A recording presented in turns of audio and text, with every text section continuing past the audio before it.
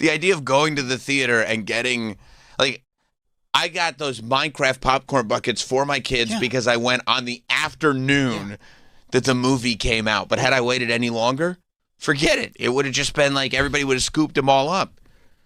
And I mean, but it's for the gangsters. They're not. It's for gangsters.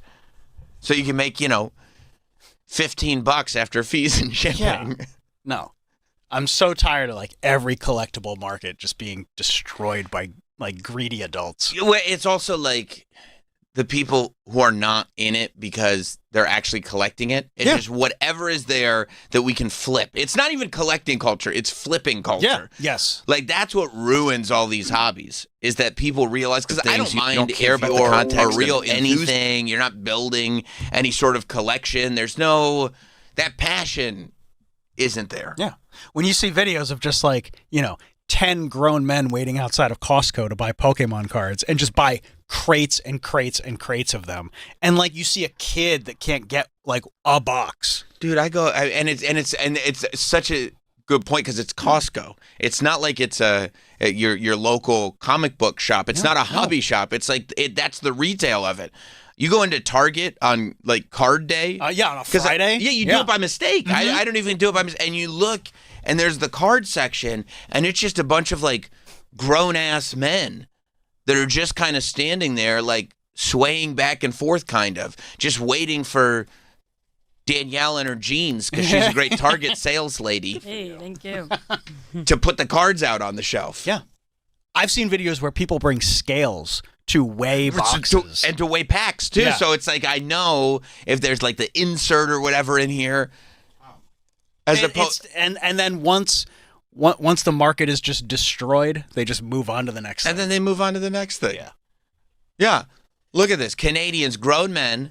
Well, first of all, I think it's happening in the United States, too. Wait 2 and 3 hour long lines during the day at Costco to buy Pokemon cards. They can immediately flip them to someone else and make a $50 profit. Like, it actually, when I see high school kids, I used to see that when people still cared about sneakers, when there was any kind of market for them whatsoever. Oh, did I see a photo this weekend where like what are the like backboards or shatter backboards? Yeah. In like a clearance, it's like TJ Maxx, bro. These shatter backboards came out, right? And these shatter backboards are sneakers. And again, I don't even care about basketball like that, but for whatever reason, it's your favorite sport though. Well, I like the way the ball dribbles up and down the court. Me and Lil Bow Wow just playing basketball. But sneaker culture and the stories that are told, like any other collectible, as lame as it sounds, I enjoy the stories that are told through the product. When it's done well, it tells a story, it gives you a reason to collect. It's a whole thing. So like in 2016, I want to say, maybe 2015, Nike and Jordan, they put out this sneaker called the Shatter Backboard. And it was based on when Michael Jordan shattered the backboard and the colorway match and everything. I'm not going to bore you with all the details. But it was the shoe for a long time. Like, the resale is probably like $180 when it comes out. And it ends up as like a shoe that would cost $1,100. Like, it was over $1,000 to buy this shoe on the aftermarket. And then coming out of the pandemic, about a year or two after the pandemic, everybody just got sick of all these shoes. And it's probably partly because Nike just started releasing so many of them. Like every 2 weeks, it would be another color and another color and another color, to the point that it just made no sense. So then this year or last year, they re-released this shoe. It was going for over $1,000. And for months, it's just been sitting on the shelf. Like, people that would pay $1,000 for it, they re-released the exact same shoe. Maybe the materials are slightly different, but not enough to justify this. And you go into any Foot Locker, and they've just been sitting on the shelves for months. And now there's photos coming out of like the outlet stores that just have them for $90. And I don't mind it, because it's almost like now everybody gets way more of a chance to get stuff that they actually want. You know what I mean? And it does kind of get people out that were just buying a ton of shit just to resell it. It's such a cycle, though, because you're seeing that in like trading cards again. Like the whole market collapsed in the late 90s. Right. It was the junk wax era. Like, and now it's happening all over again, where like these packs and these boxes cost an astronomical amount of money. Yep. You're getting nothing out of it, and they're just releasing a ton. Of it. It used to be like one series per year. Mm-hmm. That was and now it's like a series every 2 months. Yeah.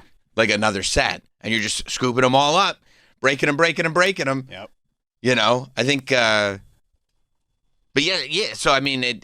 But it happens. It's every collectible. Yeah, just because it's way oversaturated. That's what it is, and it gets oversaturated because they see grown ass men lining up to buy whatever. Well, that's the thing. Like I used to like really actually enjoy going into a Foot Locker or one of those sneaker stores and seeing kids, like 8th, 9th, 10th grade kids going in, buying sneakers and reselling them. Because I love seeing these little kids start businesses, you know what I mean, spend all day, make $75 so they can, whatever it is. Like that to me is like, this is great because it's hopefully not only, infusing a hobby, but teaching these kids about business and everything. I think it's a good thing. But when grown-ass men are doing it, like waiting on a line for hours so you could resell something, and even on the plus end, resell it for like $100 minus fees. And you just spent hours online. Usually, there are jobs where if you work weekends, you get time and a half. So time and a half on your hours to make $100, like the calculation of what is your time actually worth. Now, I can't go as far as to say you should be buying rotisserie chickens because you shouldn't be cooking because your time is worth more than that. But the idea of in the middle of the day, I'm going to spend my weekend. Or spending the whole weekend when you probably have a family or friends or something. Like, waiting in line to resell cards is like... You can make $30 shoveling snow. I know. Get to New York. Yeah. Mom, Dad, before taxes. Before taxes. Mom, Donnie will do it. So cut that in half. Yeah, that's right. Well, yeah, the tax man will come. Yeah. Yeah, but I mean, it's. I mean, you saw this coming though. 100%. Yeah, 100%. I at no point. Because you've been in the sneaker game for a long time. Yeah. So you were in it when it was like cool. It was underground. It was sort of like the subculture of just like these cool shoes, cool retro shoes, and they dropped like a limited one.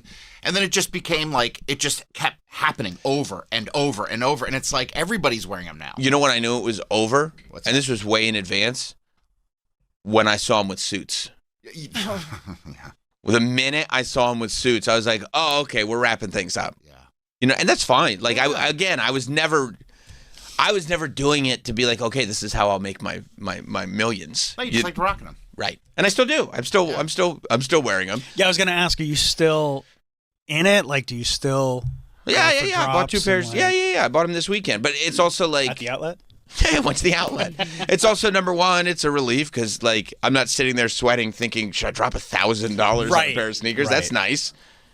And number two... If I don't get something on the app, it's not at all the end of the world because I'm like, I'll probably just check Foot Locker on Wednesday. They'll probably still have it.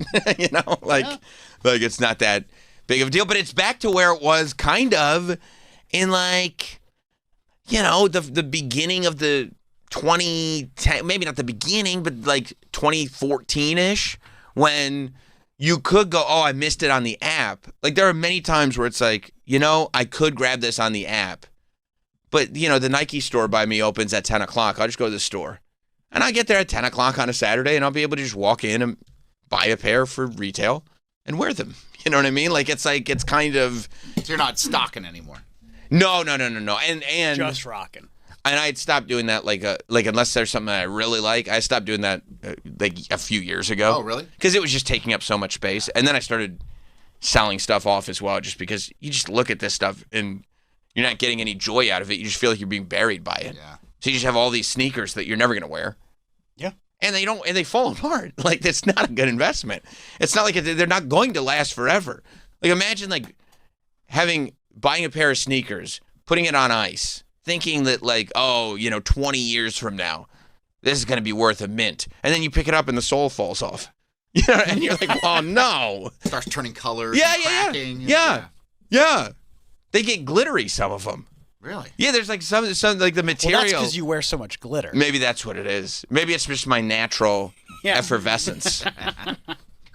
No, like the material, it's like a known thing that it glitters over, and you can wipe it off, but it'll come back. Was Ghostface wearing glitter? I was gonna say that. Like Ghostface has been wearing glitter since 1996. Really? Yes. Are you sure? 1,000%. Really I saw sparkly Ghostface. I saw this online. People said Ghostface was sparkly. I thought because it was the theater. Incorrect. That robe has had a sparkle to it since 96. Really? 1,000%. I'll live and die by that. I hope you do. Live? Die. Shit. Huh. Yeah. All Well, right. we'll talk about that in a moment. Okay. In a moment. It's a good question, though. It really struck I me. almost left a comment. I almost left a comment on somebody's Instagram, like just a random person. And then I remember I can't do that. People would just see not Sam and be like, Sam, like get a hold of yourself. No, I love that. I love seeing that. But when I love seeing like somebody that I know like comment on No! something else. I'm like, get a hold of yourself. No! It's always been that way. Maybe you watched a movie like it was. There was a post that said like, when did Ghostface's robe get sparkly? I wanted to be like, I don't know, 1996. Man, I guess I just never noticed, or I just didn't remember. Because that really stuck out I to me. watched all the movies in October, and I never said, ooh, sparkly. Well, first of all, you're not supposed to say ooh, sparkly. I did in the theater. Yeah, it struck me in the theater. It's HD. I was like, wow. Maybe. That could be it. For Maybe real, the right? quality from 30 years ago just didn't pick up the glitter. And you're still watching a tube TV, so you can pretend you lived back then, you know? Right, it was a small screen. You're on that CRTV, that Stu television. Like, I thought he borrowed like a Ric Flair robe or something. Woo! We're like, Yeah. Are there feathers on that? No, we'll talk about it in a minute. That was a great kill. Jordan in New Jersey. What's up, Jordan? What's up, guys? Good morning. So, right before the pandemic, I started checking out these golf head covers that people were selling from a company in Chicago. Mm-hmm. They make, a couple, and it goes crazy. And people are raffling them off in Facebook groups. They sell them for, $100, and then they're making, $1,000 or $2,000 because they're limited and they're cool looking. So, that, Funko Pops, all that stuff, exactly what happened to you, where you felt like you were getting buried by stuff. I started collecting them because I thought they were cool. I thought I was going to have somewhere to display them, and then I realized, no, I have kids and I have no money, so I don't need any of this stuff. And now I'm just like, how the fuck am I going to sell any of it? Because then I have to take the time out of my day to take pictures of it, figure out how much they're going for. It's like, at first it's cool because you like to collect stuff, and then you just feel completely overwhelmed by everything. It's disgusting. It's 100% true. You're spending crazy amounts of money. And you want to believe, too, if you have a full-time job, and you get home and you're like, oh, you have to sell a bunch of fucking Funko Pops. It's like a whole other thing. Like, it sucks the life out of you. Just call Eric. He might be able to help. It really does. Like, I sit there. Sometimes I walk down to my basement and I go, I just want to sell everything. Just everything. Just empty it all out. And you could, call somebody who owns, a store and go hey, man, I just want to get rid of everything. Can you but they're going to give you, it's going to be pennies on the dollar per item, but you will get rid of everything and you'll have $2,500 in your pocket. So Jonah Hill tries to buy those boots. Well, you can't. Why? Well, They're they're on there. eBay. It's I list your stuff on eBay. Yeah, there used to be stores where they would list your stuff on eBay for you. That's what I need to do. Make a list your stuff on eBay store. Can you imagine that? Paying the store clerk and eBay to list your stuff on eBay? How could you possibly? It's like, here's $7. Yeah. This is your Don't profit. even This is give your it to end. me. No, keep it. Trevor in Maine. Morning, Tim. How you doing? Good. So I've always heard you and Broski talking about what's not, but my wife kind of got me into it this weekend, and I can see how much trouble that can be as far as, like you said, the flipper culture is crazy. I was watching people that spend thousands of dollars on cards or cases of cards, and I was like, my God, I'm glad I don't have the money to blow like that. But yeah. It's was, true. It's true. interesting. And it gets you, Whatnot is basically it's like TikTok shop kind of, except it's just That's go all live it on it, is. right? You go live, like you as a person go live, and then you bid in real time. Like if I am doing a Whatnot stream, You bid in what? The comments? I'll go. No, like it's built into the app. Oh, okay. Like you swipe a thing. Okay. So it charges your card. You can't. It's not just a promise system. Gotcha. Like you go like, okay, I got this bottle of water. Who wants this bottle of water? Oh, I do. But there are times where it's like, if you're a person who's known and you're just being silly, you will just grab something on your desk and go, okay, I was going to sign this water. Now who wants to buy this water? Okay. And you do, if you're watching Do it. famous people use it? Not like famous Right. people, but like, you know. I've seen I think Lars from Rancid has been Sure. on there before selling like vinyls and stuff. Sure. Like I've jumped on it before selling stuff, but I always go like, I'm going to jump on a Whatnot and just do I got to get my life together sale. Yeah. But guess what? What? I don't have any boxes. So how am I gonna? Yeah, you gotta how am I get gonna mail boxes. it? How am I gonna? How am I gonna mail it? What am I? How do you? Now I got to figure out how to print the label. Now I got to do this. Now I got. What am I gonna? What do I call the mailman? Do I go to the post office? What I go? You know what? I'm Pull your already wife off a 20 and have her do it. She's got a baby to take care of. This 2-year-old wants nothing to do with me. I get that. You know? Yeah, that sounds like a smart 2-year-old. He's pretty bright. He gets it. Yeah. But yeah, so I mean, like, you know, I don't have the infrastructure set up No, there's a lot of to do it effectively. Yeah, like Yeah. small work involved. You can do a little at a time. Yeah, but I don't have any of the. I don't know what. I don't have any of the stuff. I mean, boxes. Get Yeah, a just order some printer, boxes on Amazon. Get a Oh. printer. What about Get a all the scale? boxes that you already have when you order stuff? Save them. Well, I have. Okay, that's a good question. You get a lot of Amazon deliveries. Yeah. I'll go like this. I'm going to save the boxes and do a big stream, right? And then I never get around to doing the stream because I'm very busy. And then I'm like, oh, this place that I already felt buried by, now also there's a ton of empty boxes in it. Break them down. But that's right. And then I break them down and I go, fuck this. And I throw out all the boxes. No. And all the boxes are now gone. I go, I can't do this anymore. I get that. Yep. Yeah. But you also get like caught up in it. Because one time I was like, I turned on Whatnot because it said Hornswoggle's on Whatnot. And I like Hornswoggle. No, I know. So I started watching Hornswoggle's stream. And there was some guy in his stream that kept trying to buy like a spot in a card break that Hornswoggle was doing. Mm-hmm. And he kept... Hornswoggle does card breaks. Absolutely. Good for him. He's killing it. And he kept like, this dude kept missing it. Like at the last minute, and it was making Hornswoggle just die laughing. He was like, you missed it again. He was laughing. And I go, well, I'm not really interested in this card break, but I'm really invested in Hornswoggle laughing at this dude. And he was like, there's one more left. And I was like, all right, I'm buying it. What an ass. I bought it. I spent like $60 or $70 or something like that just because I wanted to see Hornswoggle laugh at this dude who didn't get it. Is he breaking like WWE cards? Yeah. Or, like, that's awesome. Yeah. And so you do get caught up in it, and then this thing comes in the mail, and I'm like, Oh, I forgot about this. I don't want this. I did this for the laugh. And then my wife goes, well, why'd you get that? And I go, I want to make Hornswoggle laugh. She goes, did he? I go, yeah. She goes, oh, okay. All right, well, then you were effective. But yeah, I mean, people are looking now at like the trading card thing as if it's a real, like an asset. There's a movement that there are wealthy people. Like I saw Mr. Wonderful over the weekend. Paul Orndorff? I wish. No, the other Mr. Oh, you know what? For a minute, I forgot about that. Canada's Mr. Wonderful star. I thought you were talking about Paul Orndorff. No, not Paul The Orndorff. vampire. But honestly, like, the idea that I was watching Mr. Wonderful Paul Orndorff over the weekend is, you know, there's a good Believable. chance that I was doing That's that. a 50-50 right there. It was probably an 80-20 to be fair. No, I was talking about Mr. Wonderful, the vampire / actor Right, of from Marty course. Supreme, who's on the Shark Tank. He was on some red carpet, and he was wearing like a basketball card that had the NBA Jumpmans on it as a necklace. Who does he think he is? And Logan Paul? Well, and he was showing it off. Look at the Jumpman card. And there were 2 different Jumpmans on it, and those are very valuable. You know, they take, because they take a piece of the jersey, Yeah. and they put it on a card.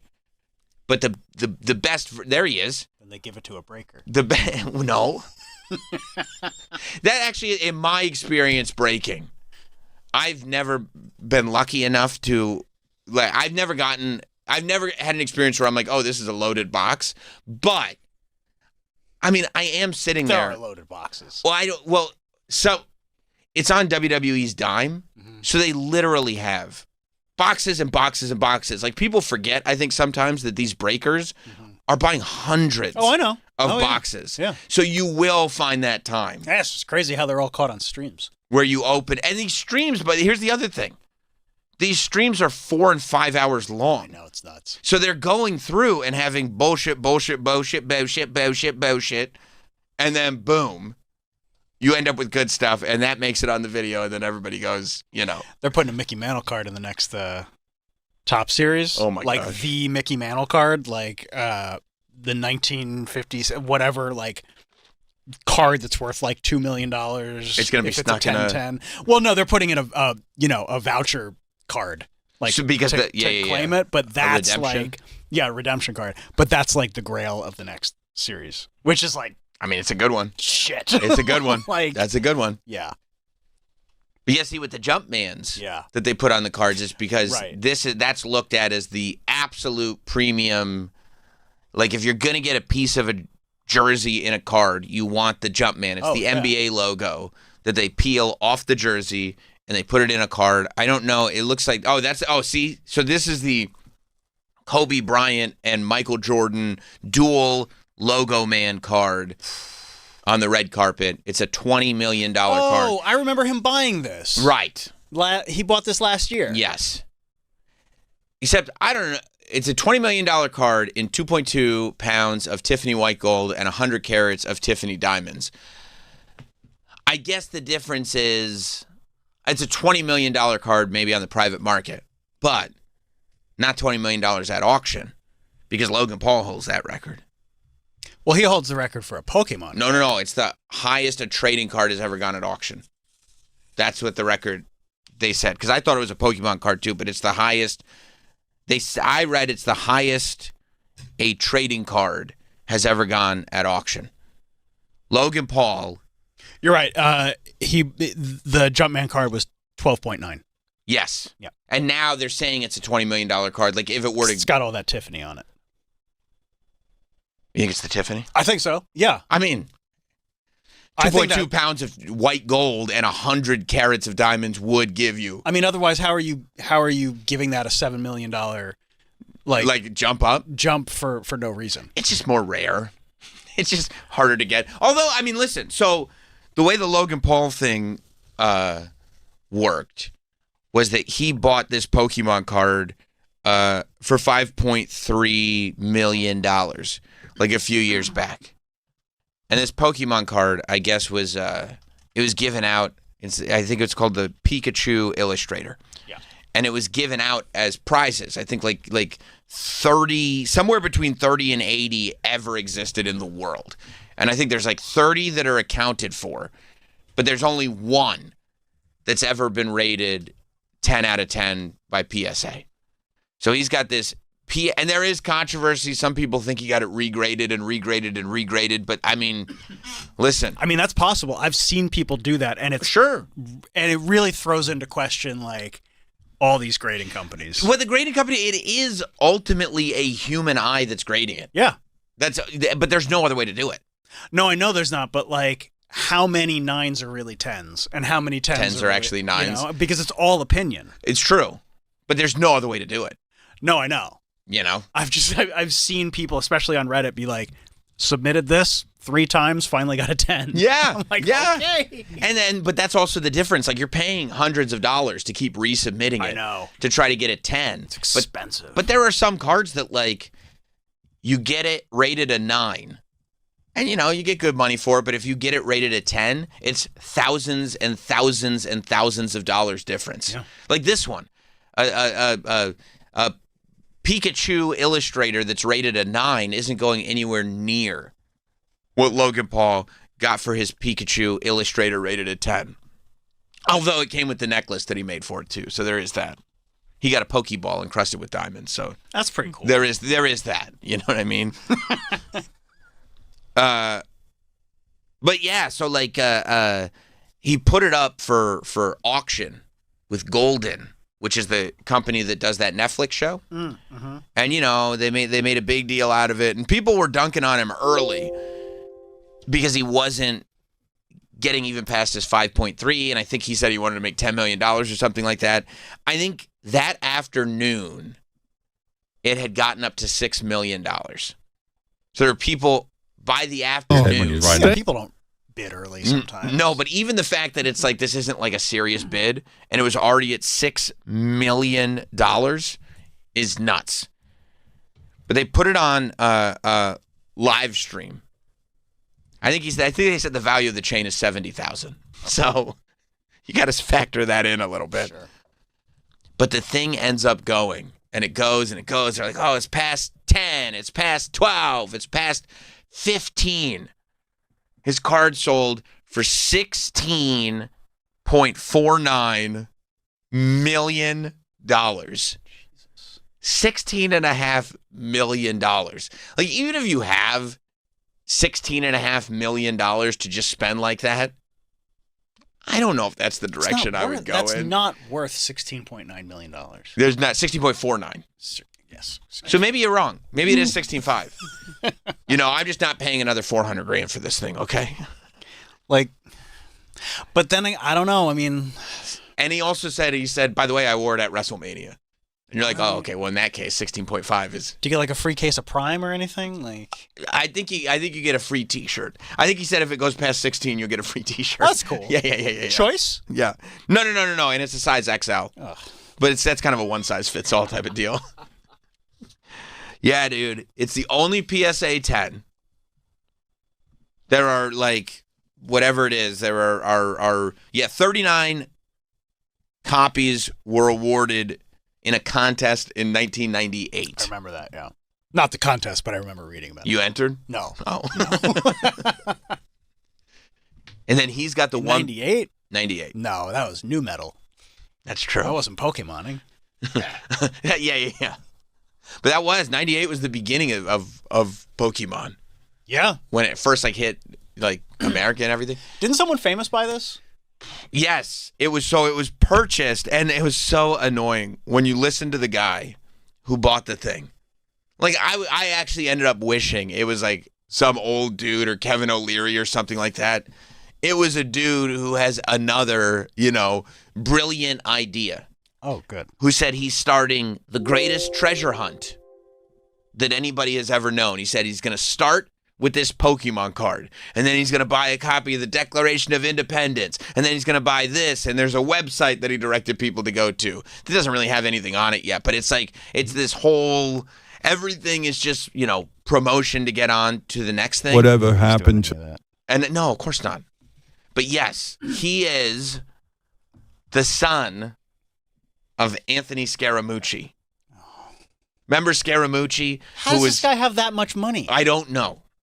Maybe installments. Oh, he could have done it with Shop Pay. Did he do this with Klarna? I think he did it with Klarna, yeah, because you could get, interest-free payments. Yeah. Oh, okay, that makes sense. With the payment plan? Yeah, over 80 years? Yeah. Yeah, that's right. That's even over 80 years. It's like, I can't swing that. How does... There's no way over the course of 80 years I could pay $16.5 million off. Like, it's going to take a lot more than that. That's debt that is going to be left to my children and grandchildren. No, I think it ends when you die. You don't have to... Well, you certainly don't have to worry about it anymore. Like, I wouldn't even think that Anthony Scaramucci has $16 million. Let alone his kid. Yeah, I would be suspicious if Anthony Scaramucci's got $16.5 million. I want to know where he got it from. Yeah. Because he only got to be press secretary for remember it was 15 hours? Yeah. Because he started cussing on the phone. It wasn't even a calendar day. No. It was not. He didn't make it all the way to 5 p.m. Yeah, see, this is worked up like this they, is they have Scaramucci's son. His name's AJ. AJ Scaramucci. Of course it is. What else would his name No fucking be? Pokemon? Yeah. So what? No fucking Pikachu? Of course he's AJ. Of course. You know what? We'll name him Anthony Jr. How about that?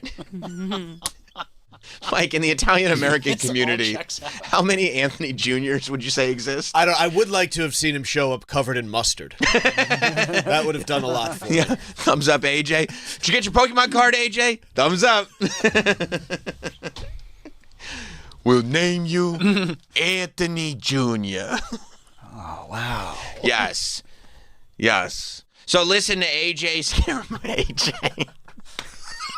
You can't take it seriously. No, of course. It's all a simulation. Like, this is all... You're sitting there going like, there's no way there's $16.5 million involved in this. Like, it's all a play. This is all a real-time play. I don't know why it's happening. I don't know what the end game of any of this is, but none of it is true, and all of the details are just made to make us look like fools. AJ Scaramucci. Okay, no. This is legit. 16.5 mil plunked down on the Logan Paul WrestleMania Pokemon card. Dad, I really want it. And by the way, Logan Paul, to his credit, has already in a WWE promo saying, "Do you know who I am? I sold the most expensive trading card." Like, it's already like part of his wrestling persona. I have a hard time disliking him, and that makes me angry. Yeah. Like, that's like I like what he's done as a wrestler. Like, that he takes it so seriously. Well, because he's the only... And that he's good at it. Villainous wrestler that's a real-life villain. Yeah. You know? Like, there's something I really like about him now. Like, he really does exist to piss everyone off. But he backs it up. Yeah, like, you mean he legitimately does things to piss people off? No, like, I mean, like, he legitimately is good at wrestling. Well, that's the most infuriating part. That's why it's so upsetting. Yeah, he's very good at it. Like, I look at Jake Paul and I still think, like, he's just a character. Like, yeah, because he's not, like, you're not looking at him going, he's a generational boxer. I don't take him seriously. But, like, Logan Paul is like... I've seen matches with Logan Paul, and I'm like, I can't believe he's doing that shit at his size. He was literally born to do this. Yeah. Like, fuck. It's maddening. And what's he doing in his free time? Well, like, I'm already annoyed. What's he doing in his free time? Oh, he's selling a Pokemon card to Anthony Scaramucci's kid for $16 million. This fucking guy. Everything. This fucking guy. Oh, and by the way, like, there's all this controversy with that and that controversy with this. He keeps winning, though. Yeah. All right, speaking of big winners, here's the $1 Million Man, AJ Scaramucci. My ambitions for the card is it's just a small story here. The real story is I'm on a planetary treasure hunt right now, and I'm on a quest. What? To buy a T-Rex dinosaur fossil. That's on my list. What? I'm going to buy Can you the pause for a Declaration minute? That's Logan Paul. What? Performing for us. Are you serious? Is that what you're... It's like... That's why I could never. I don't know. I could First never. Of all, what's a planetary treasure hunt? Well, he's telling you. He's going to get a dinosaur tooth. What? You're kidding me. Is this like trying to trade, like, beans for a house? Like... Yes, it is. It is. But you're starting with a $16.5 million trading card, and you're going to see if you can make it into a dinosaur tooth. Okay. Yes, this is like that episode of The Office. I'm going to take this bean. Yes. Okay, let's hear. All right. Let's scroll back to the beginning because now Travis is confused.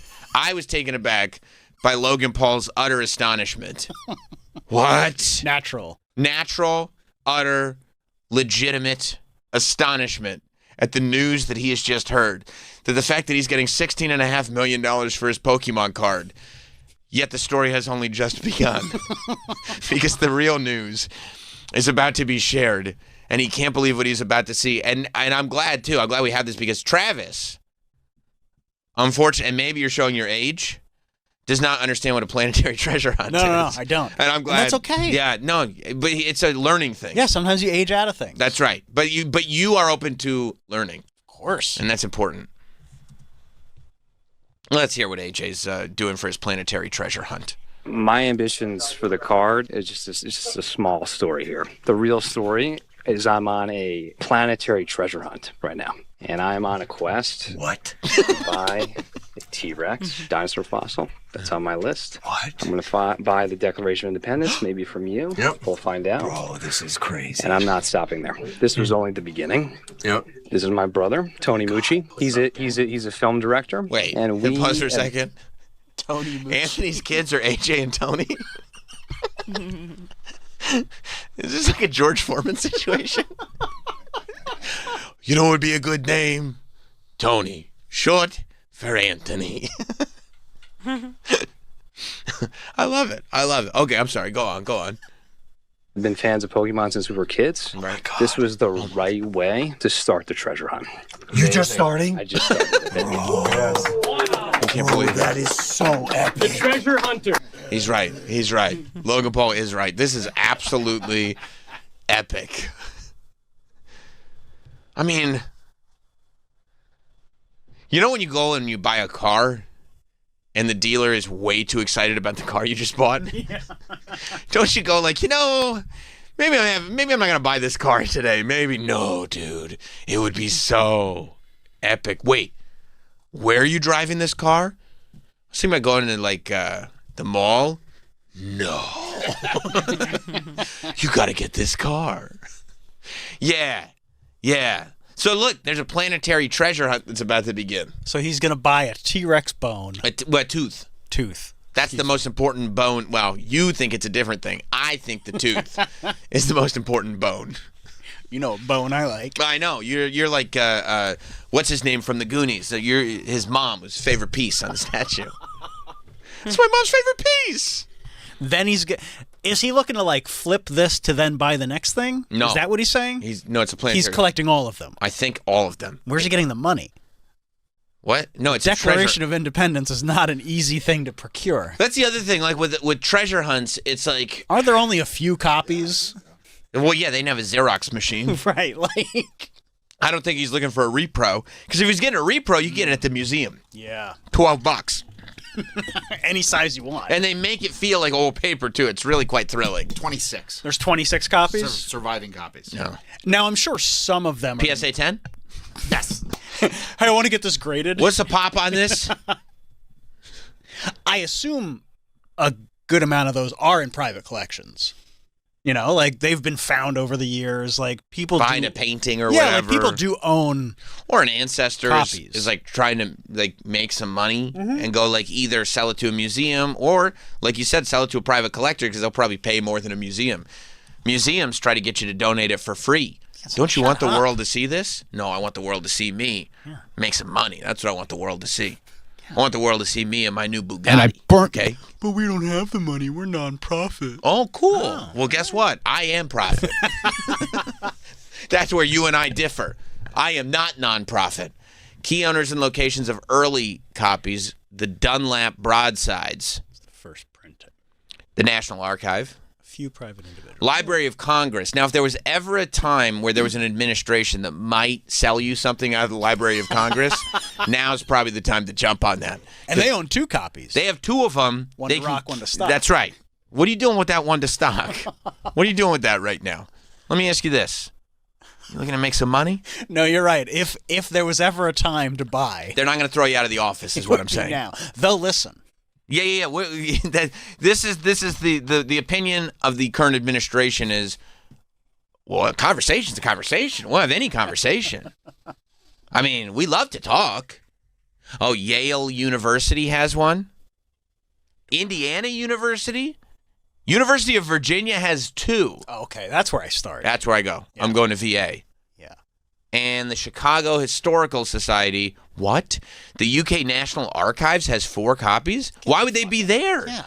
Including one originally intended for Admiral Lord Howe. Is this when we were sending them copies of the Declaration of Independence going, eat a dick? Yeah, that's what we were telling them to go fuck themselves. That's Of course right. they have a copy. That's right. Eat a dick. Don't forget. Guess whose signature we don't need? You, Dick Anus. What could this be? Yeah. Sign your name right here. Dick Anus. The message. I love that we sent England a couple copies. Hey, we made sure we sent 4. We wanted to make sure you pass them around. Make sure they put them up in Piccadilly Circus. Make sure everybody knows we're partying over here. What you say fuck me for? Yeah, that's right. That's right. You guys still wearing wigs, idiots? Who wants tea? No one's getting taxed on that shit over here. The Massachusetts Historical Society has a draft written by Thomas Jefferson. That's a rough draft. There's some weird shit in there they had to correct. Like, no, you can't do that, Tom. Yeah, TJ had some weird ideas. So they edited that a little bit, but that would be a good copy to have. And then in 1823, W.J. Stone produced 200 facsimile copies on vellum. for the government to distribute to surviving signers and officials, many of which are now held in museum collections. Isn't it nuts that one sold last year for $2.4 million? And a Pokemon card is going for 16.5. The Declaration of Independence. I mean, it really does just comment on the idiocy that, I mean, we fucked the whole thing up. It's idiocracy. It really is. We are so stupid. We fucked the whole thing up. When you can buy like 8 Declaration of Independences or 1 Pikachu Illustrator card from Logan Paul. I mean, we to fucked start it your all. planetary treasure hunt. We fucked it all up. Yeah. We destroyed the whole thing. We were stupid. We're dumb. Yeah, total reset. Yeah, we did. We fucked it all up. I'm sorry. Danielle, I'm sorry for your generation. Bro. We fucked the whole thing up for you guys, and I apologize. I apologize. Okay. Okay. Thanks. Yeah, you got it. This one's on me. Yeah, we did this. This one's on us. We had a lot of fun. Did have in like fun. the 90s. I mean, yeah. I think that's where it all, and then, they flew those planes in that building, and we fucked everything up ever since. Post 9/11 was fun, though. Right after 9/11? That little surge with of, patriotism. Like, yeah, right from 9/11 until Occupy Wall Street kind of just brought the vibe down. They did kill the It vibe. was just songs about putting boots up asses. Yeah, that's right. They still play that in hockey locker rooms. Oh, well, I mean, what's old is new again, Sam. That's true. We're basically doing 2002 all over again. Vintage patriotism? Yeah, I like it's that. back. We're gonna be doing shots out of test tubes. You I may get myself a subscription to Maxim, the physical monthly. Do they still have that? I'm sure they should bring it back. I mean, it's something that you should look into. I feel like that's something that you could really be a champion at. Maybe hosting a wet T-shirt contest in Washington Square Park. Those were a lot of fun, weren't they? They were the best. No, you're right. So for you, the golden era was flags on cars. Oh, so good. Flags on cars was a good time. Yellow ribbon magnets. Oh, God. Remember when you couldn't drive on these streets without a flag on your car? If you didn't have one, you get keyed. That's right. And deservedly so. Yeah, I just assume you were from the Middle East. That's right. That's right. Yeah. No, that's true. That was a good time too. And now now we fucked everything up. We're selling Pokemon cards for 16.5 mil. Is that right that the Declaration of Independence went for 2? That's what it says right there. Private owners / auction sales. Oh my God. One copy selling for 2.4 in 2025? Last year, a year ago? And another for 5.7 million? Probably graded higher. That's probably true. Yeah, here's the thing. Pikachu Illustrator, there's only one PSA 10. And Logan Paul wore it at WrestleMania. I forgot. Now, maybe if somebody wears the Declaration of Independence at WrestleMania, That's maybe right. it'll That's the increase. move. That's the move. I need to get that. And I need to wear it like a sign across my chest. You know what I mean? Like a billboard, Yeah, like a like a human sandwich billboard. sign? Sandwich Yeah, sign. yeah. That's what I was looking for. Yeah. Yeah, maybe I'll just flap the Bruce Declaration Willis? of Independence. Yes. Yes, over my body at WrestleMania and go like, hey, That's the move. now maybe I can get 16, 17, something like that. People are like, that's the one Sam wore at That's- WrestleMania. That's right. I mean, money is a crazy thing. Some people can't buy eggs. It's wild. Wild times. Wild times. Got to take out a loan to buy beef. I know. Meanwhile, These Pokemon cards. get all the beef you want. I know. When you say beef, do you mean like the dudes that you look up on Craigslist? Yeah. Okay. Yeah. Hot beef injection? That's right. That's what I figured that you was Yeah. talking. I just wanted to make sure everything was Yeah, I went clear. to get a hot beef injection this weekend. Way more expensive than it used to be. Cost me an arm and a leg. Yeah. Beef injection. Logan Paul was trying. He said he was trying. I think Hulk Hogan's. Okay, so. Oh, I saw that. Okay, so the Declaration of Independence went for $2.4 million. Hulk Hogan's boots from WrestleMania 1 went for $1.3 million over the weekend. 1.3 mil for the yellow boots that he Signed. wore at WrestleMania 1. He signed them and said, I wore these boots at WrestleMania 1. Which, I mean, I don't know if you could take that at anyone's word. I take that with a grain of salt. Yeah. Yeah, I really hope there were other Like, oh, did you? authentication measures, Yeah.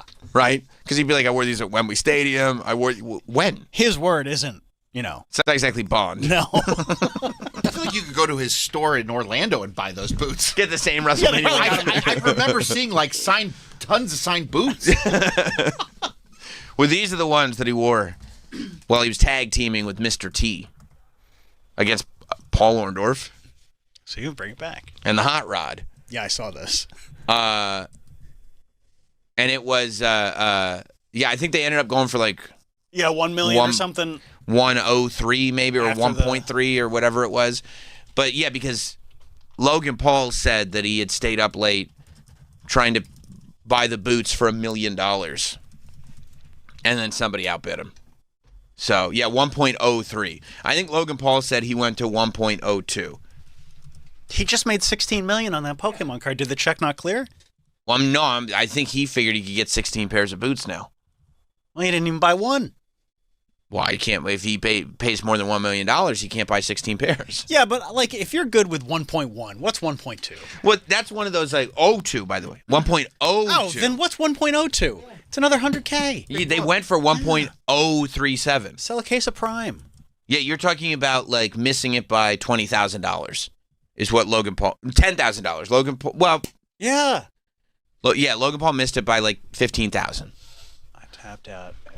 He tapped out, he said, at 1.02. No, I think that's just where he tapped out because the final bid was 1.02.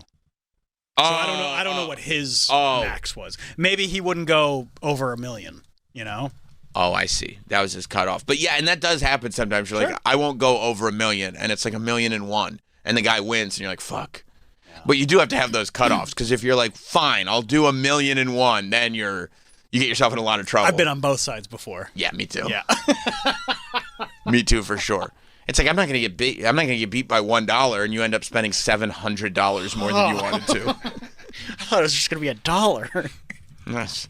Well, or the auctions where you're like, you know what? I'm giving up here, but I'm gonna make it hurt. And you bid, and then whoever the other guy is like, whoa, that's too rich for my blood, and then you're stuck paying. Yeah, but you know what? I've been on the other end where like I'll get something, and I'm like, oh, that was way cheaper than I thought it was gonna be. That's true. That's true. So it all evens out. When I bought Mick Foley's shirt from WrestleMania, I wonder if I can get $1 million for Mick Foley's shirt. I don't think so. I paid way less than that. But I didn't think I was going to win that when I was bidding for it. Mick didn't think anyone was going to buy it. And then I'll never forget when it was announced, Mick goes like Sam Roberts? Sam Roberts? And the dude with him was like, yeah, I guess so. And he's like, okay. I wonder if the value on that has gone up. I bet it has. Because everything's gone up. Yeah. Especially since how much you've talked about it. Yeah. And like collector markets have gone up like crazy. Of course. You think it's worth $6 million? I don't know about that. Okay. Is that a little high? Could be. Yeah. Okay. These boots were what, $1 million? And that's from WrestleMania 1 with Hulk Hogan? Yeah, this is from WrestleMania 16, so it's 16 times better. Yeah. Yeah. More people saw it. Well, not over the years, but live, yes. Yeah, that's what I mean. Right. Yeah. Right. It was on pay-per-view, not closed circuit. Yeah. Plus, it was the 90s, right? No, it was 2000. 2000? But it was literally April of 2000. But people that were watching then now have disposable income. Nostalgia. Yeah. Yeah. Nostalgia's big. Nostalgia's huge. Yeah, I bet you People can get $6 million for it. And I hope he lives forever. But when he does pass, that will be worth a lot more. Rest in peace. That's right. Yeah. That's right. Yeah, I feel like you're set. Yeah, that's true. Even if he has a horrible scandal, it won't matter, as is evidenced by the boots. Yeah. You know? Those wouldn't have gone for that if he was still alive. Probably not. Right. No, probably not. Well, yeah, because I think especially with Hogan, it's like... You don't think so? I don't think so, because when Hogan was alive, it was sort of... He was taken over by what the idea of Hulk Hogan in 2025 was. It's not a shame. Which is not great. I think once he passed away, people very quickly were like, yeah, Hulkamania. Like, you go back to, like, Hulk Hogan of your childhood. You know what I mean? You kind of erase all the weird Terry Bollea stuff. Now, somebody in the comments is wondering if it's authentic because they don't see the N-word written on it. Okay, that's what I was talking about. That's the exact controversy I was discussing. He really did tarnish his legacy, didn't he? He did. That's a shame. It is. Hulk. You love Hulk. I wish he hadn't done that. I wish he wouldn't either. Yeah. I mean, I wish he wouldn't have had sex with Bubba Love Sponge's wife at all. Well, I mean, that would have. If that was the only thing he did, he would have been fine. Yeah. But he's dropping N-bombs. That's rough. That's hard to recover. It's tough. It's always going to come up. You know? Yeah. People are not quick to forgive that. Our heroes are flawed. They really are. You know? What can you do? I mean, who would have thought somebody with a skullet and a handlebar mustache would be saying things that you didn't agree with? From Tampa. Yeah, no, it shocked me. It shocked me. But yeah, so congratulations to young AJ Scaramucci. Congratulations to Logan Paul. Congratulations to the whole deal. You know, to get back to what we started talking about, and I'm not spoiling it, but yes, so Scream 7. Went to the movie theater. Saw Scream 7. It was great because I went on like Friday afternoon.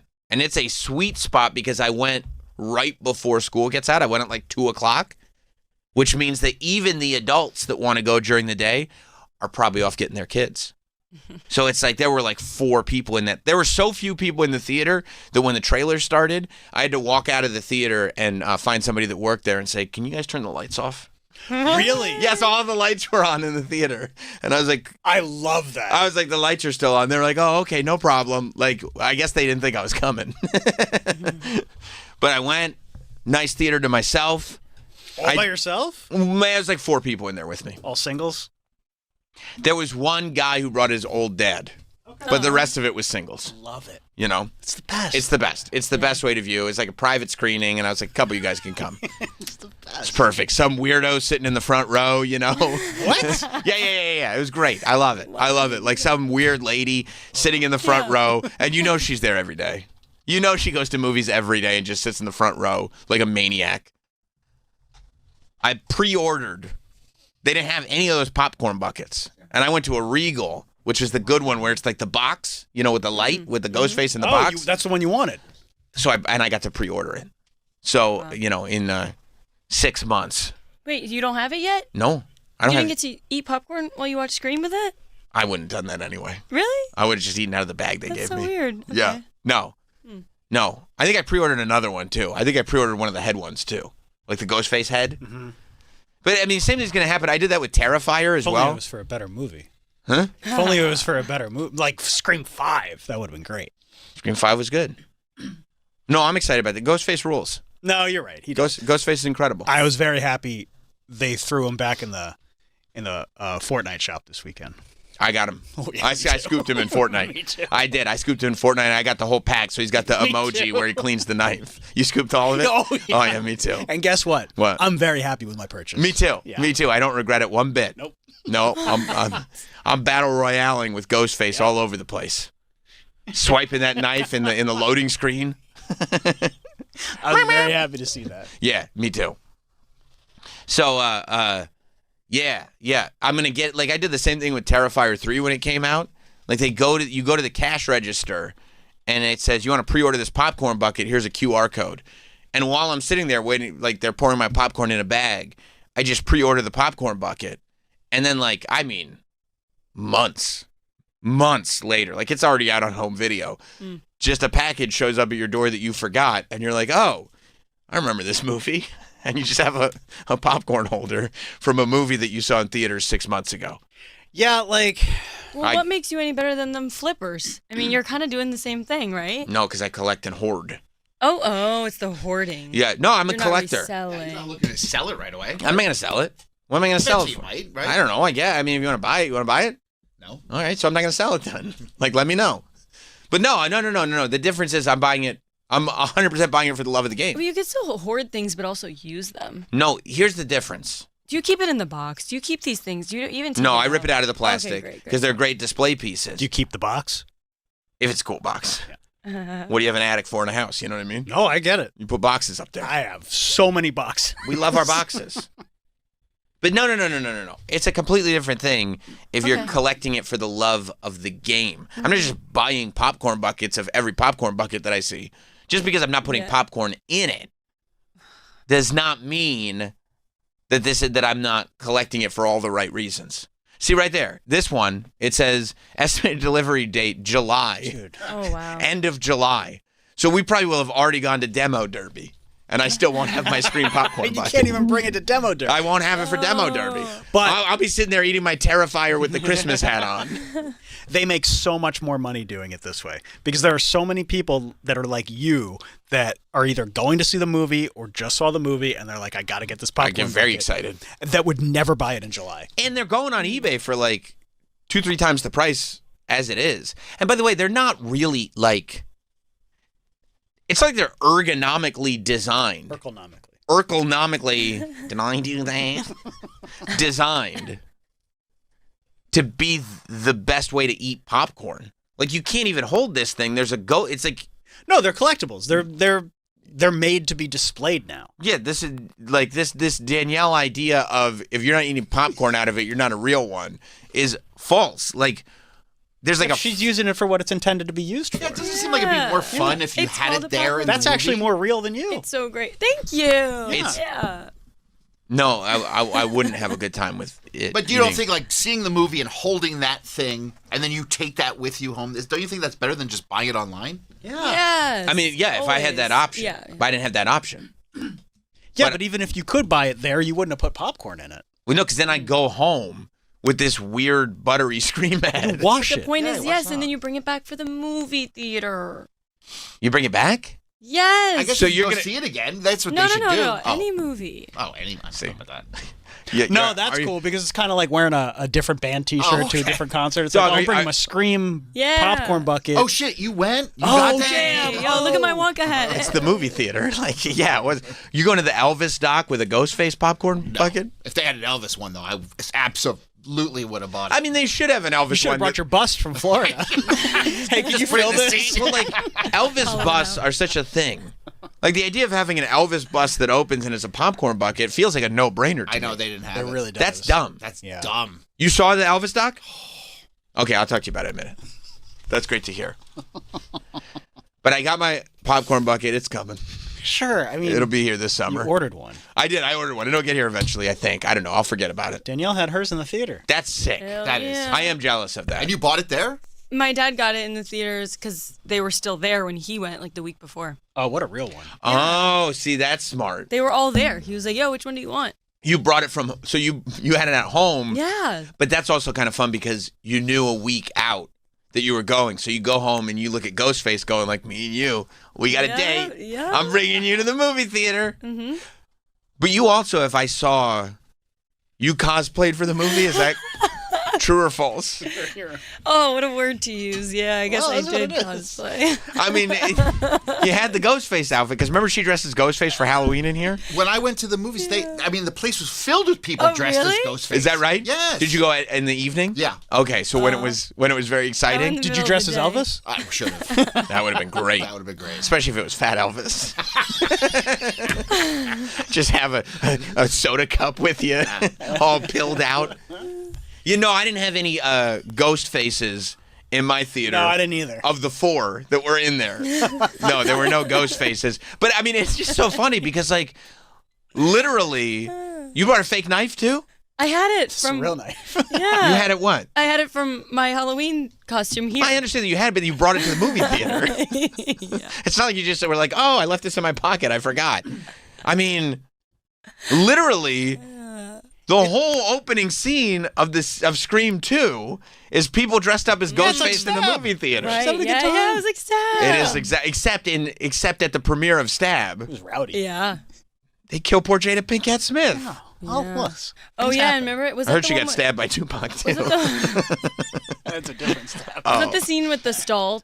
The dude in the stall. Yeah. Oh, Yeah. that was good. Did you was see? good. Did you see them when they parodied that in Scary Movie? Yes. By the way, That trailer looks amazing. I didn't does. see it. It Alamo looks- didn't run it. What? Yeah. No, Yeah. it looked really good. Yeah. Yeah, I saw it. It actually looks. I was so bummed. It actually looks really good. Like it's like yeah.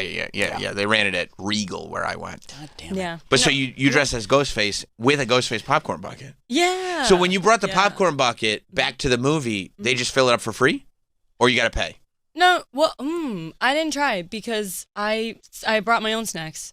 In the popcorn bucket? I stuff my own snacks. Okay, this is insane. Because I don't really eat movie theater popcorn. So what'd you put in the popcorn bucket? Some Nutter Butters, Oreos, like mini. It was actually little snacks. Oh, wait, that's bagged candy. it was from. By the way, even with the ghost face on, that's the most criminal I've ever seen you. You've got your ghost face popcorn bucket, and you are pulling out wrapped candies from stores. Well, it was actually from the movie theater. Because when I saw Stranger Things, you get a $20 food voucher. Oh, my God. And then I didn't want the popcorn, so the dude was like, get whatever you want that equals $20. So I got a little pack of Nutter Butters and like four packs of... How did you get a $20 food voucher from Stranger Things? That's what it was. It was like a free ticket, but then the food... You get what Like if you buy the ticket, you get your ticket money back in snacks. Yes. But I didn't want any. That's probably the deal the movie theaters made so they could technically make money off the snacks. I guess, yeah. And still have whoa. But the average person, had a popcorn for the movie. But I was like, I don't want popcorn. So after the movie, I was like, hey, can I just use this? And he was like, yeah, get whatever you want. Are Nutter Butters vegan? Yes. Oh, that's dope. Yeah. So then you go, and this was like several weeks ago. Oh, that was January 1st. That was the... So this is 2 months ago. Yeah. So 2 months ago, stale you got $20. Stale, bro. They last like 3 years. They are sealed. 2 months ago, might as well be 2 years ago. 2 months ago, you got $20 worth of free candy. And then what, did you put it in your house knowing I'm going back to the movie? Yeah. Oh my God, I'm a hoarder with food. I have a stash. In a room. So you have a problem with me not eating popcorn out of a popcorn bucket, but you're fine getting food and not eating the food. It's going to get eaten, but I'm going to save it for a better time. I see. Now's not the time. So you have a stash. Oh my God, I have such a stash. It's actually getting out of hand. It is? Like my cookie butter from Travis is part of that stash. Even the peanut butter squares, I still have it. Where do you keep it? It's like on a baker's rack in my dining room in the corner. Does everybody in your family know that that's your stash and they're not allowed to touch? Oh yeah. And it's just kind of like when you're in the mood, you'll it's very, very strategic. Yeah, I get that. Have you been doing that since you were a kid? No. That's your adult thing. Yeah. Gotcha. Yeah. I mean, as a kid, I would save Halloween candy for a long time and wait for Bachelor Mondays to like eat like the good Twix. Sure. Or like a That's a Bachelor egg. Monday snack. Yeah. You were still trick or treating when you were watching Bachelor. I'm sorry, what? Yeah. That feels like. What I feel like what fifth two grade? different ages. Fifth grade. Fifth Sixth grade. No, I feel like Sixth, she was seventh, eighth? she was probably in high school when she realized like you can just get free candy on tonight. You know what though? I remember we would trick or treat in high school. Of course you would. Yeah. Of course you would. And they'd be like, "Where's your Kids don't do that now. Where's your costume?" You'd be like, "I don't know. Can I just have the candy?" Yeah, I don't see high schoolers trick or treating anymore. I saw a couple. No, yeah, not as. But it used to be like, yes, of course we're going trick or treating. Yeah, and if you don't give us candy, we're gonna egg your house. This pillowcase has the beer. Yeah, and this one's for the candy. Yeah. So you went through your stash and got like the candy that you chose. Mm-hmm. And then filled your Scream guy with the candy. Yep. Okay. As it was intended, yeah. No. Great popcorn. No, it's not a sneak candy into the movie theater bucket. Is it sneaking? Yes. I don't think that's a rule. Yes. They don't check my bags. Like, I think you could bring food in. No, you're not allowed to bring outside There's food. definitely a rule. Everybody does it. I know that used to be a thing, but I feel like they all gave up on that. No, they didn't give up on that because it's literally the only way they make money. I don't think a lot of places like enforce it because the people that are checking tickets truly don't give a shit. I brought pints of ice cream. I think that you're not. It is a rule, but yes, nobody cares. Like, yeah, you're supposed to pay for the subway, but nobody enforces it. I know. I went into a movie theater once but it was from the same day. I've never been stopped. I went to a boneless buffalo wing. I went to a Buffalo Wild Wings, which they're legally allowed to call those wings. They're 100% wings. I went to a Buffalo Wild Wings. I ate part of my meal. I fully intended on going, I'm going to the movie theater right after this. So I brought my leftovers with me, and the fucking dork checking tickets it probably smelled. was like, you can't bring I've seen leftovers. People bring in like Chinese food and shit. You brought in crazy sandwiches and stuff. Yeah, but I make sure they don't have a crazy scent. No, he was just a dork. I think he was a dork. I think he was a Don't. You know what I mean? Safety patrol. We're all having such a good. Enforcing the rules. Yeah, I think it was the same energy as like what's after school. You can't use the water fountain. Yeah, it's time to leave. You know what I mean? Like in any other situation, I just punch him right in the nose and watch him fall down, and then walk into the movie theater with my boneless wings. You know, Right in his snot locker. right in his snot locker, right in his booger factory, and go. Just real curious. What the fuck are you gonna do? And then walk right in. Hey, you can't bring those wings in. Right, but it was like, I was with my no wife. I was, it was a whole thing. So I decided I would just sit there right in front of him and just eat it. you right over him. Oh yeah. Guess what? This is a better show. I'm not going to the movies tonight. I'm gonna stand in this line, and you're gonna watch me eat. I'm gonna eat them right next to you. Get comfortable. And then finish it, close the thing, be like, "Yeah, you fucking happy?" And then I take the bottom of his shirt and wipe my buffalo sauce hands on it, and go like, "Can I go to my movie now?" And kind of give him a shove. Dick anus. Dick anus. Excuse me. Call me by my name. Dick anus. So you got past the system. Yeah, I don't think there's anything course. wrong with that. With your Oh, but actually, you know what? I was like chasing after some kids and with a knife? Wait, you were chasing after kids because you were cosplaying? Like, Yeah. you were Yeah, pretending yeah. to be Ghostface. Yeah. Okay. This boy was like, "I'm not scared of you." Right. I was like, "Okay." But People don't remember that release of The Dark Knight anymore. No. Movie theaters got scary for a second. Yep. But yeah, they did. They were like, "No masks." I was like, "Okay." Who said no masks? Like a worker. Oh, But I was like, fine. Whatever. I already had my fun. It's Right. Like, whatever. Right. And then I put it back on in the theater. Yeah, I was gonna say. You did put it back on. Wait. Once the lights go down, you're watching the movie. You put your mask on. No, it was like right before because I Oh. got a picture of me wrapped up in my Hannah Montana blanket. I With saw the mask Ghostface on? was a little Yeah. chilly. That's great. I love that. It's in there. It's like I think the second picture, I got it. Like my friend got it when I was. Ghostface gets cold. With the Hannah Montana and Ghost. I mean, you were in your zone. That's just Yeah. all the things that you love. Yeah, it was lit. Wow, what a fun time. Oh, it was great. Yeah. And it was such a nice day out too on Saturday. Yep. Like I was driving home with my friends with the windows down. Oh yeah, this was in the afternoon. Yeah, in the middle of the day. Wow, was the theater full? It was. Oh, yeah. okay. Really? I don't like that though. No. You know, I didn't like that there were like. No, but if you kids. dress up in costume, Yeah. you probably don't want an empty theater. That's really No, that would weird. have been better. Walk in and nobody's there. Oh, Oh, That would have been better. thought we were all dressing up. guess it's just me.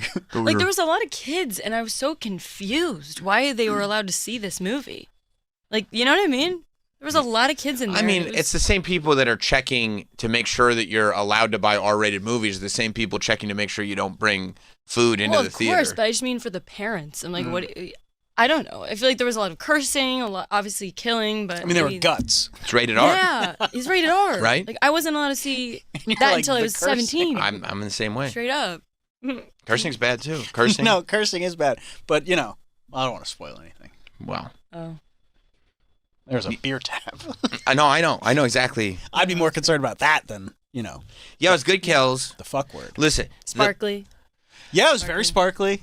Yeah. But you know what? Look at this, Travis. Go ahead. His first movie. I tried to tell you. Sparkles. Okay. It really Maybe has. we're wrong. No, we're wrong. It really has always been that way. Or maybe That- they put that into post after they put it out on DVD. after they put it out on DVD, it would still be a long time ago. Let's I just release didn't this remember on it. DVD. Yeah, there's He was always noticeably sparkly. Yeah, Very. there's always been. If anything, when I saw that there were sparkles on Ghostface, I was like, oh, that's the OG Ghostface outfit. 1,000%. The fact that I saw people online questioning it made me go like, you shouldn't. There's like, whenever, and I'm sorry to say this in here, Go ahead. but when I hear people questioning the glitter on Ghostface's cloak, it makes. Honestly, it invalidates your opinion on Scream as a franchise. The whole franchise? Yes, Wow. because I go, oh, this person has no idea what they're talking about. Wow. You know. Yeah, it must have been It'd the be like lighting. it's the same energy as being like, oh yeah, Hulk Hogan won the title at WrestleMania. I go, what? There's a tag team match. WrestleMania? What WrestleMania? What are we even talking about? You're not qualified to have this conversation. The original Scream Ghostface robe No, you got it. We features get a subtle sparkle effect Wasted created by time. black Lurex fabric, designed to catch the light and add texture to the costume on screen. I think that but I do think that a lot of people forgot because the costume became such a popular costume, and it is just like a cheap Yeah, black not material sparkly. when you buy the costume. It's not glittery in Fortnite. No, it's not glittery in Fortnite or in most of the action figures. Which is all I know this from. But I did find a guy online who makes like exact replicas from the different movies. Okay. Like he got the patterns of the cloaks that were used in the specific movies. And I mean, they're really expensive. I don't even know, like you have to email them and everything, and it's like $100, however, I don't know how many dollars it is. But like he makes them exactly as they are in the movie, to the point where like the gloves are actually attached to the suit because that's the way it is in the movie, and he has them with the sparkle fabric. And it is just to like, create texture. But I found it very interesting because I found that the longer the weekend went on, the more reviewers were going, okay, we're all just going to take a big dump on this movie and go, this is the worst thing I've ever seen in my life. I think it opened to like 46% or something on Rotten Tomatoes, like when it screened on Wednesday night. Yes. Like it didn't start fresh. It didn't start fresh. No. But fans, it's like a 78% audience score in Rotten Tomatoes. But the more I talk to people who are like hardcore Scream franchise fans, the more they were like they loved it. Because Really? Because I think ultimately, without giving any spoilers away, Okay. I think like one of the biggest flaws for me was that it kind of ignores the last two movies. Yeah. And I like the last two movies, but there's a lot of Scream people that didn't like the last two movies because they felt like it didn't give enough whatever credence to the first four. So like the fact that like Sydney wasn't in the last one upset people so much that the fact that this is her entire movie, this is a Sydney movie, made people happy. A lot of fans. I guess. It's hard to talk about without giving spoilers. Yeah, yeah. Now, I still think it was flawed. I believe that my Scream Power rankings stand right now, and it could fluctuate, but right now the Scream Power rankings stand at 1, 5, 2, 4, 6, 7, 3. That's And fair. there I are- might flip 2 and 5 Yes, personally. there are controversies because some people have 5 way low on the list. I know some people really dislike the amount of fan service that is in 5. And I understand that. What is that? What do you mean? Fan service means like just like doing things to get a pop out of the audience. Making characters come back, or just trying to please the audience instead of trying to make a different movie. Yeah, fan service is generally like when you do things to please the fans, but you do it without integrity. Like it has no value to the story, but you know that fans will get excited when the banner says like "Happy Birthday, Wes" or "Thank you, Wes" or whatever it said to Wes. I don't mind fan service when it's done properly, and I love 5. Yeah, because they did a good job of developing a new cast. Yeah, I am right there with you on 5. However, I did fantasy book how you can do Scream 8 and get it right back on track. I don't disagree with you. I think it's actually a good idea. Yeah. I agree. I feel. Oh yeah, yeah. I think that there. Yeah. I mean, listen.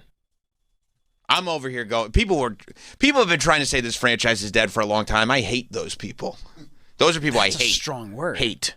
If you go and tell me this franchise has not been dead for a long time, it's not dead right now. It's never been dead. There's never been one time where this is dead. There's never name me a horror franchise that legitimately can do 7 movies that follow the same general story, that follow the same characters, without having any movie that's really bad, without having a hideous movie. 3's not good. But it's not hideous. The reason 3's not good is because the voice changer makes no sense. The voice changer in 3 really bothers me because they just go, this is a voice changer that can do everyone's real voices. And you go, what? I mean, there's a lot of parallels between 3 and 7. Don't take it any further. You're going to spoil things. I'm not going to spoil anything. But, no, I think, yes. 3's not that bad. It's not good compared to the other Screams, but it's a lot better than a lot of movies.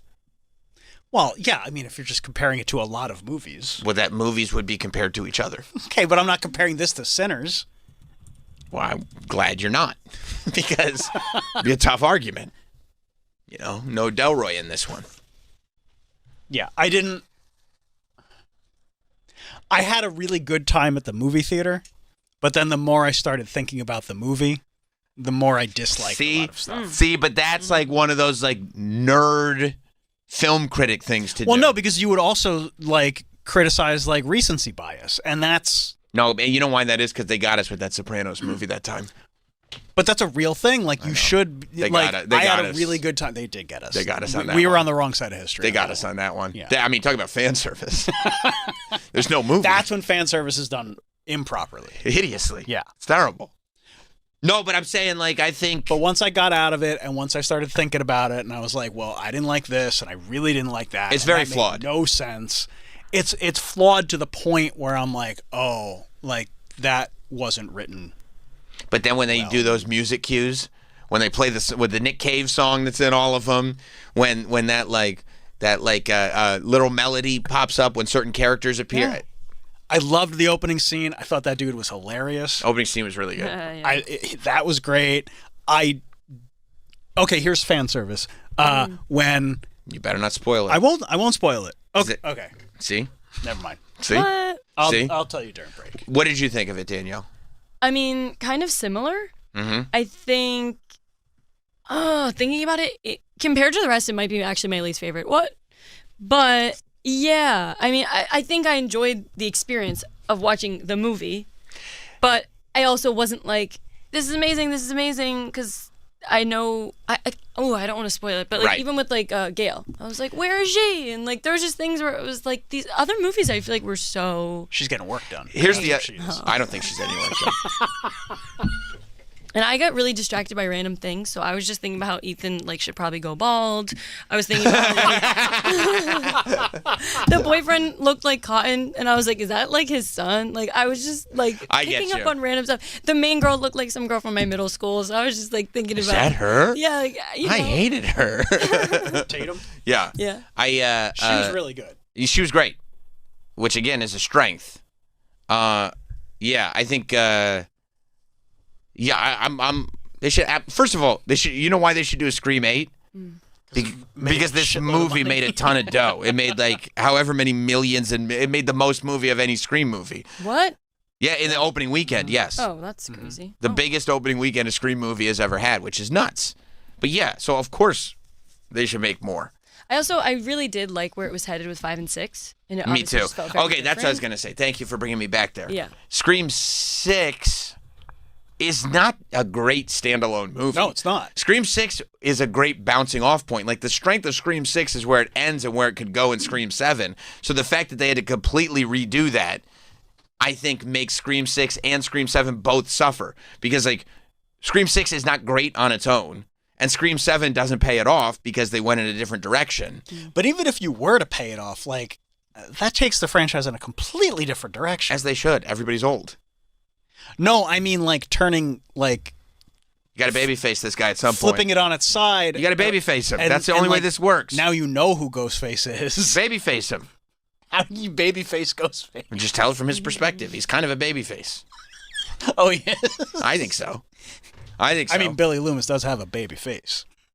Billy Lou. Let me tell you. Let me explain how in Scream 1. This is where it's no spoilers. Scream 1. Billy Loomis is 100% a baby face. I mean, he's Johnny Depp crybaby. Matthew, not physically, dude. I know. Oh, he's I was talking about physically. I know he's a handsome guy. Matthew Lillard, not really a baby face, but he's unfortunately for Stu more of a sidekick. As much as he doesn't want to be told, he was a sidekick in Scream 1. But a perfect 90s kid. The perfect 90s. He's the perfect 90s kid in every movie you said. And one of my good friends. Billy Loomis is a baby face because Sidney ruined his whole life and destroyed the structure of his family. Sidney's family... Sidney didn't. Well, Sidney's family destroyed his family, so now Sidney has to pay the way he had to pay. That's his That perspective. does not make you a baby face. From his perspective, You don't get to it murder does. somebody because their parents... Well, you don't get to... Unfortunately, you don't get to murder somebody for any reason. Because trust me. No, that's true. I wish you could murder somebody for just, you know, being only like a 8 out of 10 as a producer. I don't know why you got to bring Troy into this. He's No. just sitting there waiting to talk about Elvis. You think Troy's an 8 out of 10? I think Troy's a 10 out of 10. Me too. No, I'm saying from his perspective, he believes himself to be a babyface. Yes, but he's not. And so if you take us on that, but it doesn't matter. That's the only journey that you take us on. He believes what he's doing is just. Exactly. And so that's the story. But everybody, right. Every Which means- Ghostface thinks that what they're doing is just, even if it makes Exactly. absolutely no sense. Exactly. Which it may not sometimes. Sometimes, well, we don't know. Sometimes I'm just like, huh? I can't think of one. But yeah, that's all you have to do is tell a movie from their perspective, and you're just on a different journey. Yeah, like I think like everybody really enjoyed the final scene of 6, but thinking about it more and more, you're like, well, how could that possibly work? Yeah. Yeah, so it was an experience. If you saw it and you want my spoiler opinions, go to the YouTube video that I posted on the Not Sam channel, because I got into that. I was like, I just started talking and went for like 35 minutes or something like that. But I gave my opinions on kind of everything, and yeah, I think it speaks to my opinion on it as it stands right now. Now, Troy, you like Elvis like I like Ghostface.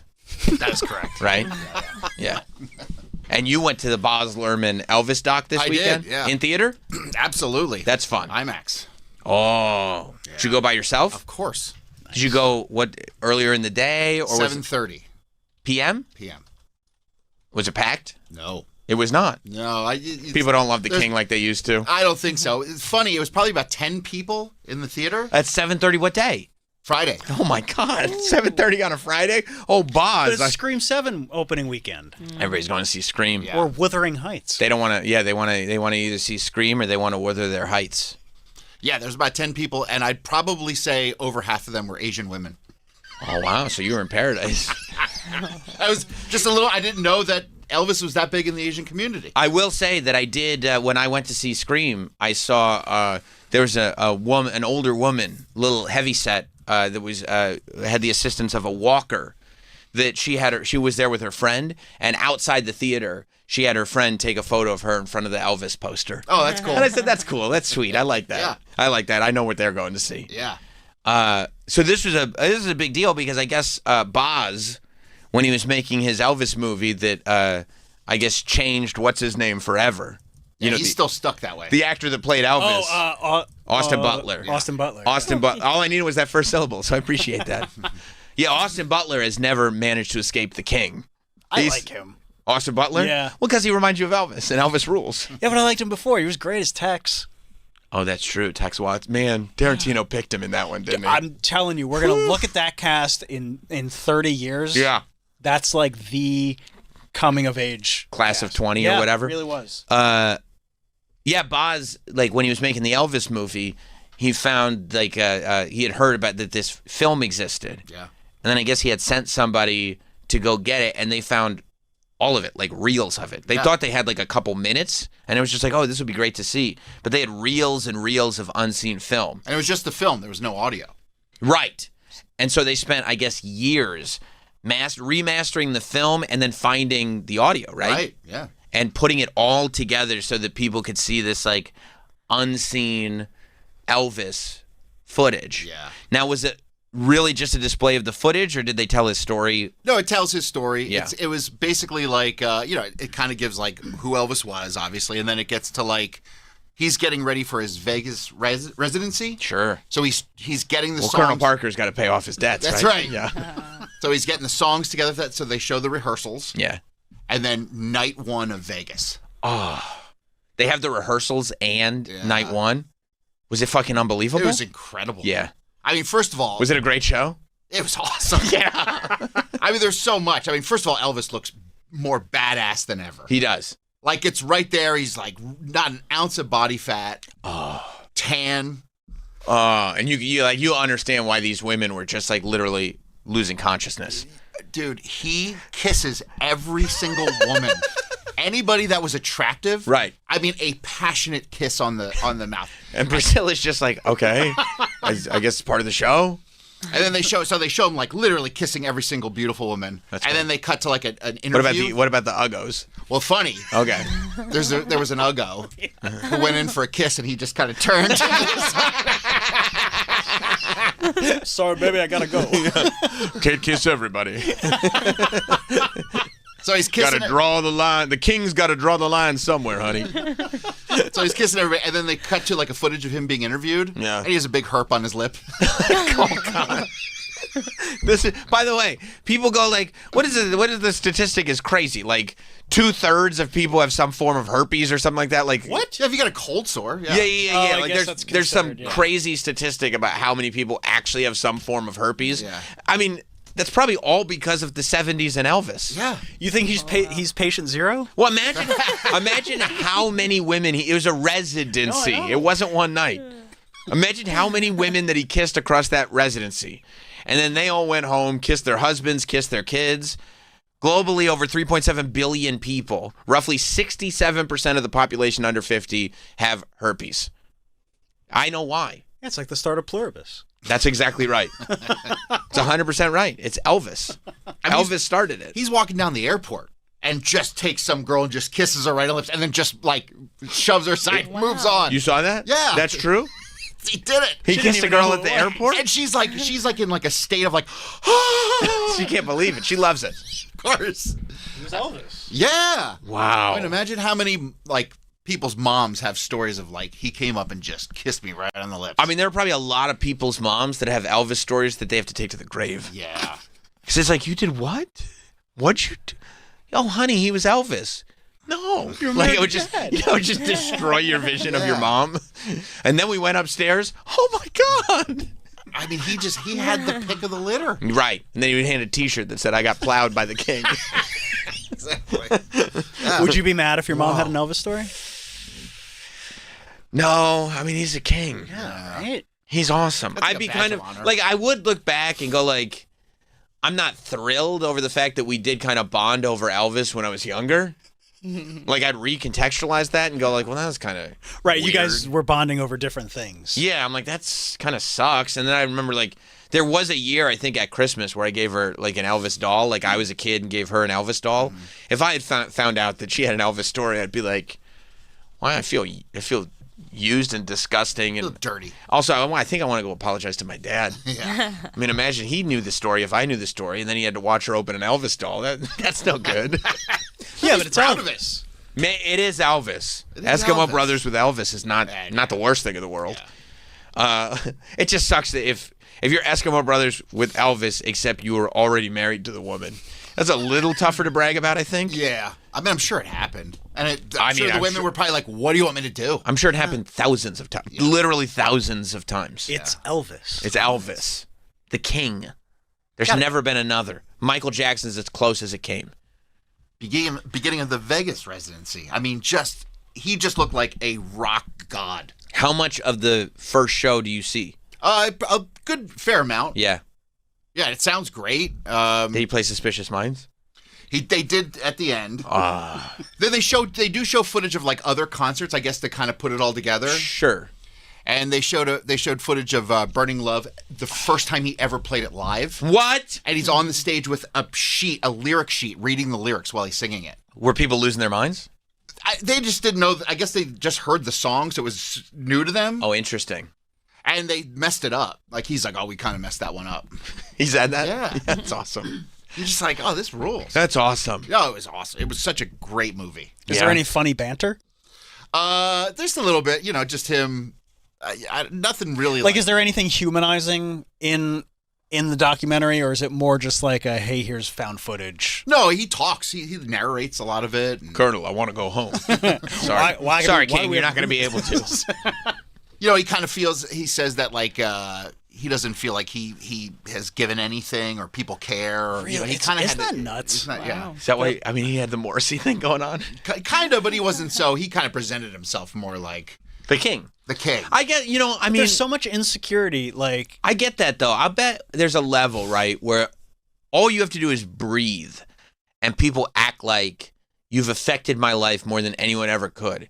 but all you did was breathe, and it's almost like Okay. I could breathe on people all day long, like nothing. Like it all becomes kind of this weird, meaningless existence. It is very isolating. Very That's what they isolating. all say, Yeah, you know? literally. Yeah, Like because you go like, well, I don't. And also at that status, it's like, who's gonna breathe on you? You can't feel that. Right. You don't get to feel your own presence. You're just a dude who likes peanut butter and banana sandwiches and pills. You know, All the like time. all the time. You like Coke, Yeah. Coca-Cola. I mean, right. Yeah. love soft drinks. Yeah, he's like, I don't smoke, I don't drink. But I mean, you obviously got it into pills, unfortunately. Do you think he would be in Diet Coke culture right now if he was alive? No, I think you like regular. Why don't we do Coke culture? Yeah, no. I think Elvis was one of those guys that goes, with all the chemicals in diet, you might as well just drink regular. You're like, I don't know, buddy. Not 100% on that. I think you might need to research that a little bit. There was a moment where the camera's on him, like he's getting ready to go out on the stage, first time in Vegas. And it's just kind of his silhouette. And he's sitting, he does like the hand thing. Yeah. So he's backstage and he just does the hand thing. And it's like the camera's on him. And he's just sitting there doing it. It's getting like more intense. And he just stops. And he just walks out. And it was like, holy shit. He's like channeling the king. Like you're seeing it. Yeah. That's cool. Oh, Yeah, that's it's definitely, you that's gotta see awesome. it. Like if you like Elvis, you'll love it. I will. He's the king. How do you not like Elvis? Yeah. I might go see it again. Really? I might. Would you consider, if you were going to see it again, like what era Elvis would you dress as? Would you go like... I have to go Fat Elvis. You go Fat Elvis? It's the only option. Yeah. Because I'd like to I'd have to get a wig, Yeah. But I'd roll it. I would try to roll. I would love to roll in 68, comeback special. That'd be sick. Just all leather. Leather. Yeah. Danielle, I know you're a vegan, but would you forgive me if I wore a full leather jumpsuit like Elvis in 68 comeback special? Sure. It would look awesome. You could probably buy a fake one though for cheap.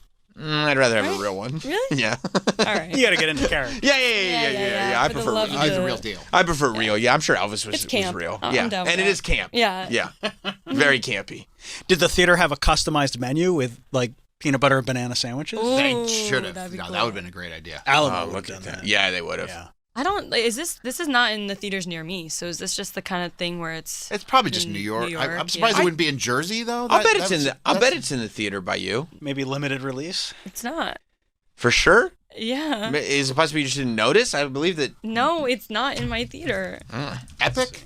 Yeah. No, nothing there. Well, you just have to come in the city then if Yeah. you want to see it. Yeah, I mean, Like sometimes things are like that where it's just in select theaters for Yeah. a short amount of time. I didn't know about this at all. No, it's at Jersey Gardens. Well, I don't go there. No, but I'm saying it's in that's not her Jersey. theater. Man, it's in like every Staten Island theater.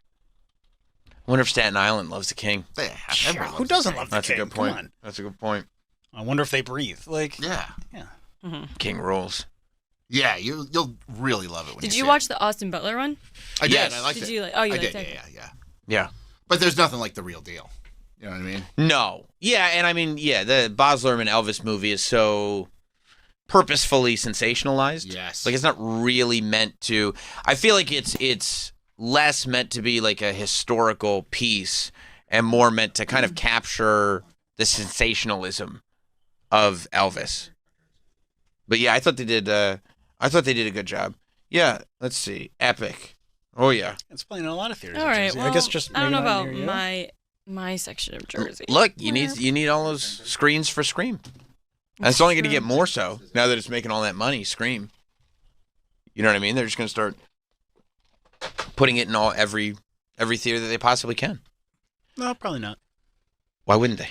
Because there's always a drop off in the second week. I don't Especially know. for a movie like that, the people that want to see it, there's going to be a big drop off. Yeah, but now everybody's talking about it. Yeah, I feel like even if people think it's gonna be bad, they're like, "Well, I want I to want to see see for it. Yeah, myself." everybody's talking about it all week. Oh, look at this. My dad just sent me a picture of my shrine. My like, Oh it's my just- gosh. Yeah, Yeah, it's a lot. just piles and piles of food. I love that your family supports like Well, they don't. But... Support or put up? Yeah, put yeah, up with. yeah, I guess yeah, was yeah. the word. Put up, yeah. put up. Yeah. Mm-hmm. Dr. X in Mexico Gentlemen, City. when Star Wars comes out, everybody goes dressed as Star Wars. Lord of the Rings, you got elves going everywhere. Yeah. I fucking pull out my Elvis jumpsuit in Mexico City at this high-end place, expecting everyone to come. I'm the only dumbass. I'm like that one shithead kid that they say costume party and he actually shows up in a costume. What the Yeah, fucking Like movie, Lindsay dude? Lohan and Mean Yeah. Girls. Yeah, very mean girls. I'm an ugly My witch. wife is 15 years younger than me, and she never got why. Elvis, what the fuck? I said, the music's okay. I don't never watch his movies, but the fucking icon, the dress, the clothes, the fucking sideburns, the when she walks out of the theater, I mean, she basically said, "Yeah, I would." I fuck. It's undeniable. Dude. Undeniable. Isn't that amazing? Thank you, Later, buddy. Thank you, dude. When like you can have so much charisma, Sexual energy. sexual energy that they can find footage of you from 50 years ago and put it on screen, and women are like, "Oh, I get that." Like it's still there. I think men are getting that. Yeah, He's evergreen. he is. He He's really is. well, he's a panther, isn't he? I mean, I bet you men left that concert confused. Yeah, and like not wanting to really discuss their feelings, Yeah. like leaving, going like, "I don't really want to talk about how I feel." Like, Did you "Oh, like it? I don't know. I don't I don't know. I don't know. I don't know. I don't want to talk The about music it. was great. I don't know. Yeah, I don't. Yeah, exactly. Yeah, "Love Me Tender" comes on the. Can you turn this? Can we listen to a different song? I don't want to. Especially back then. Oh, don't wanna forget it. think Yeah, no, yeah, No, you don't want to. That was not cool. No, I just like rock and roll. That's all. Yeah. Just whatever rock and roll. I like rock and roll. The other thing, real quick. Sure. I saw the Traitors finale. You saw the Traitors finale? Yeah. I'm not going to spoil that either. Best Traitors finale. I mean, it's one of my favorite hours of television I've ever watched in my life. It was so good. It was incredible. It was incredible. I was literally on the edge of my seat. At one point, I feel like I walked up to stand in front of the television. Oh, you were doing the dad stand. Yeah, 100%, because I couldn't believe the drama that was playing out in front of me. I mean, you guys know, if you've been listening to me talk about this show, The Traitors, you know how much I enjoy people's inability to see what they're actually a part of. Like, my favorite part of The Traitors is watching like people forget they're on a television show, because I'm sitting there with a person in his right mind that's going, well, yeah, they're just playing like a silly game, but it becomes so real. And Alan Cumming, when he was on the show, was talking about this, especially like as it gets later and later in the season, they're like so isolated, while they're filming this show, and everything becomes so real that they forget where they're at all, and it becomes the most important thing.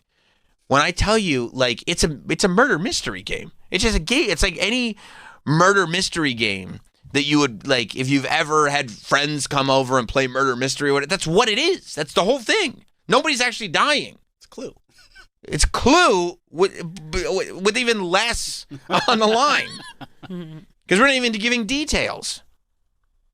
And when I tell you, I listened to an adult look at another adult. I watched it last night, and I made it all the way with no spoilers. Good. Felt good Wow, about good for myself. you. What? All the crazy. way. We didn't get to watch it till Saturday, and I was getting real worried. I was definitely watching before the weekend was up, but I watched it last night. All right, good.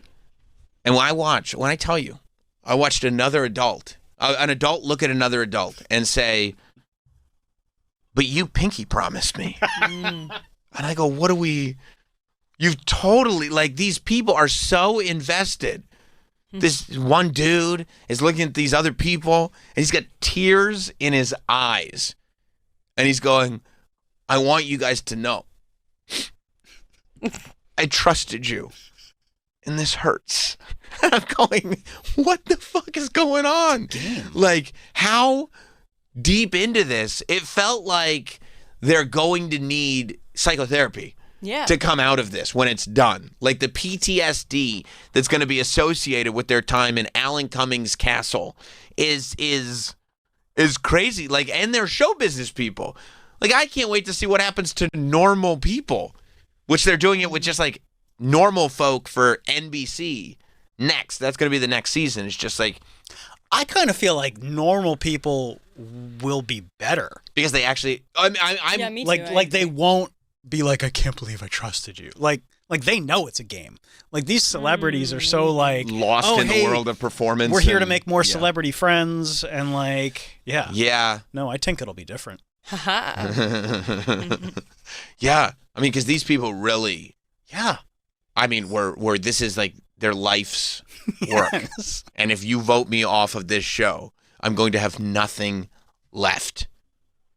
I think the sequestering Can't wait for the reunion. is a big part. Oh, yeah, the reunion. Probably What this do you mean week. can't wait? It already came out. Is it out? Yes, No, it's not. it came out right after. No. Dude, I watched I it didn't- on Thursday night right after. You watched the reunion? Yes. I didn't see any reunion. Guys, What are we talking about here? it was right after. It was they were both up, yeah. They it was were? just an hour. Yes. I clicked it off after the credits because it was time to go to bed.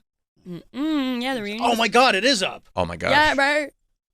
I mean, I watched it. Look at that. I just assumed it was gonna Michael be up next Rappaport week. explodes on Johnny Weir. No. All right. Don't look it up. Just. Nope. But Oh, I there- will say it's listen- very housewifey, so it gets a little annoying. All right, I'm watching. Well, this I mean, tonight. I would say, you know why it might be very housewifey? Because the fact that half the people in the room are housewives. Exactly. Oh, my gosh. Well, I mean, listen, it's not exactly a spoiler to say Michael Rappaport Yeah. went on a tirade. I mean, That surprises me. if Michael Rappaport had not gone on a tirade, I would say don't bother putting the show up. Like, don't even upload it. Oh, I had no idea. Wow. Well, Yeah. got- It's the fam right now. I got more to watch this week. I also had no idea that it was on. I should have just let it play through, I guess. Mm-hmm. Stay up until 12:30 at night watching the Traitors reunion. Come on, you got to watch Raw tonight. I know.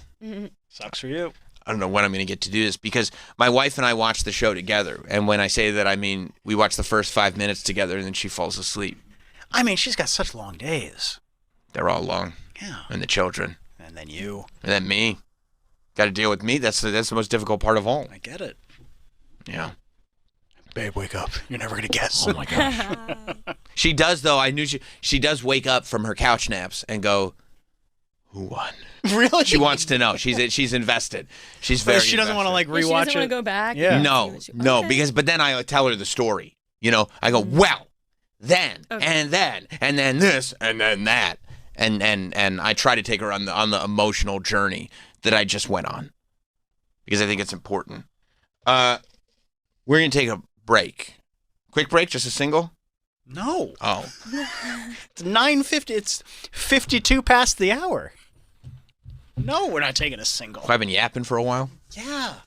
But you're on a roll. I got lost in a good time. What can I tell you? Lost in the sauce. I did get a little lost in the sauce. But speaking of Elvis, somebody who is cosmically, I find, connected to Elvis is Kurt Russell. So Kurt Russell, wait till you hear this. Kurt Russell played Elvis in, I believe, the first project that he did with John Carpenter, which was like a made-for-TV movie. Kurt Russell, and John Carpenter is a big deal because he went on to work with John Carpenter and a bunch of stuff. Kurt Russell acted with Elvis in Kurt's first acting role ever. As a kid, he was in one of the Elvis movies. Kurt Russell played an Elvis impersonator in whatever that movie It was was called. called Elvis. 3,000 Miles to Graceland? It says it's called Elvis from 1979. No, that's That's the... where he played Elvis. That's the what TV you said. movie. So he played Elvis and he played an Elvis impersonator after that. Oh. And he acted with Elvis. Oh. And he did the Elvis voiceover in Forrest Gump. He was the voice of Elvis in Forrest Gump. Wow. I like that dance you're doing. I got to rewatch that scene now. Kurt Russell is an incredible icon, and we had the opportunity. He's now on a show called Monarch: Legacy of Monsters. It's out now on Apple TV. We had the opportunity to sit down with Kurt Russell, his son Wyatt Russell, who I love from Black Mirror, So good. and Mari Yamamoto, who's on the show as well, and she's incredible. But we did it town hall style with the cast. They're not town halls anymore. What are they? They're front rows Why? Oh. because they rebranded. What's front row? It's like town hall. It's front row. We did a front row? Yeah. Because you're like in the front row. It's Who's a in the TV front show. row? You know, you. Sam? No, not Sam. I'm on Sam, it's a TV show. Sam's Why on would- the But I stage. feel like there's a couple of rows. front row would be good if it was like a concert. If No, you're it's interview- like the audience is in the front row listening to this incredible interview that you did. Oh, even the audience at home? Yeah. They're going Oh. to feel like they're in the front row because of how Oh. close they are to you and whoever you got with you. The cast of Monarch: Legacy of Monsters? But mainly you. That's so sick. Wow, after the break, you're going to get to experience this front row experience. I wish I hadn't said the word experience first, but we are where we are. I think you guys will really enjoy it. Not only do we get into the show, but the Kurt Russell stories Oh, my God. that we get here are incredible. Stay tuned. It's coming up next. We'll be right back with Sam Roberts Show. The Bonfire with Big J. Okerson and Robert Kelly. Buddy, I wore a leather jacket in Killbox. It was the worst decision I've ever made. Oh, yeah, dude. Thank God I couldn't zip it. You're like a cow. I couldn't. Someone was like, you should zip that. I go, dude, I can't. Maybe somebody had to cut that off of you to make a leather jacket. The Bonfire, weeknights at 5 p.m. Eastern on Faction Talk or anytime on the SiriusXM app. In love? Or in your feelings? Unbreak my heart. Slip into a channel with slow jams to match your mood. Nobody knows me. Timeless R&B love songs. Silk. Channel 330 on most radios. And with the SiriusXM app on your phone. At home on your computer, Alexa, TV, and other connected devices. This is a special notice to U.S. taxpayers owing $10,000 or more to the IRS. Tax Relief Advocates is urgently notifying taxpayers that tax relief initiatives are now available that may significantly reduce or eliminate what you owe. If you are afraid of an IRS lien, levy, or wage garnishment, don't lose hope. You can now take advantage of these current relief programs to end all collections, reduce the amount you owe, and resolve your tax problem. Even if you have years of unfiled tax returns or already in a payment plan, you may still qualify for significant relief. Struggling taxpayers can now get the relief they need during these hard economic times. A hotline has been established by Tax Relief Advocates for you to call and see what you qualify for. They're A+ rated with the BBB and have over 1,000 5-star reviews. Don't wait. Call 800-575-7049. 800-575-7049. That's 800-575-7049. Or simply visit TRA.com. Hi, I'm Joe Perillo with JoePerillo.com. I'd like to tell you about Perillo Collision. The Perillo Collision staff are trained and insured to repair Bentleys, Rolls-Royce, Lamborghinis, or any other high-end luxury vehicles. We service accidents from all over the country. Maintain your luxury vehicle's warranty with our professional team. Visit JoePerillo.com. That's JoePerillo.com. That's JoePerillo, and click on Perillo Collision, or call us at 312-BMW-1111. Hey, I'm Mike Slater. My dad passed away at the age of 63. He was in great health. It was out of nowhere. Had a stroke. And super hard, obviously, for the whole family, but my dad had life insurance. So even after he passed away, he was still able to provide for my mom. And of course, by extension, my brother and I. This is why I have life insurance for my family, for my wife and 4 kids. And the best place to get life insurance is ethos.com, because you can do it in 10 minutes. And there's no medical exam and no blood test, just a few health questions. 10 minutes. You're covered. Your family is covered. You can get $2 million in coverage for $2 a day. That's a 10-year term life policy for a 35-year-old healthy non-smoking male. We don't like to talk about death in our culture, but everyone's going to die. You are going to die. Get life insurance in 10 minutes so your family is protected. Ethos, ETHOS, ethos.com/rate. Rates may vary, billed monthly. Ethos.com/rate. Running a business is hard enough, so why make it harder with a dozen different apps that don't talk to each other? Introducing Odoo, the only business software you'll ever need. It's an all-in-one, fully integrated platform that makes your work easier. From CRM, accounting, inventory, e-commerce, and more. And the best part, Odoo replaces multiple expensive platforms for a fraction of the cost. That's why over thousands of businesses have made the switch. So why not you? Try Odoo for free at odoo.com. That's ODOO.com. The songs that lift hands and hearts every Sunday at church now have their own SiriusXM channel. Message worship. Songs that renew the soul, lighten the spirit, and fill the heart.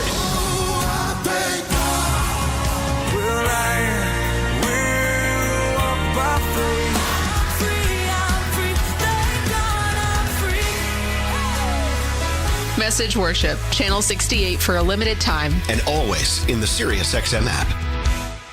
My name is Whitney Allen. I'm a widow, and my husband Ryan died when he was 35 years old, when my two sons were 4 months old and 4 years old. And although we never thought in a million years we'd have to use life insurance for either of us, the unexpected happened. And with the financial security that the life insurance policy set me up with, I was able to not only take care of the practical stuff, which is really important, like paying the bills, but most importantly, I was able to focus on my grief, my mental health, and my two kids. With Ethos, it is so fast and easy. It's 100% online. You can get a quote in seconds, apply in minutes, and get same-day coverage. And there's no blood tests, no medical exams, and you can get up to $3 million worth of coverage just by answering a few simple medical questions online. Get your free quote at ethos.com/quote. That's ETHOS.com/quote. Time spent on application may vary. Online health questions required.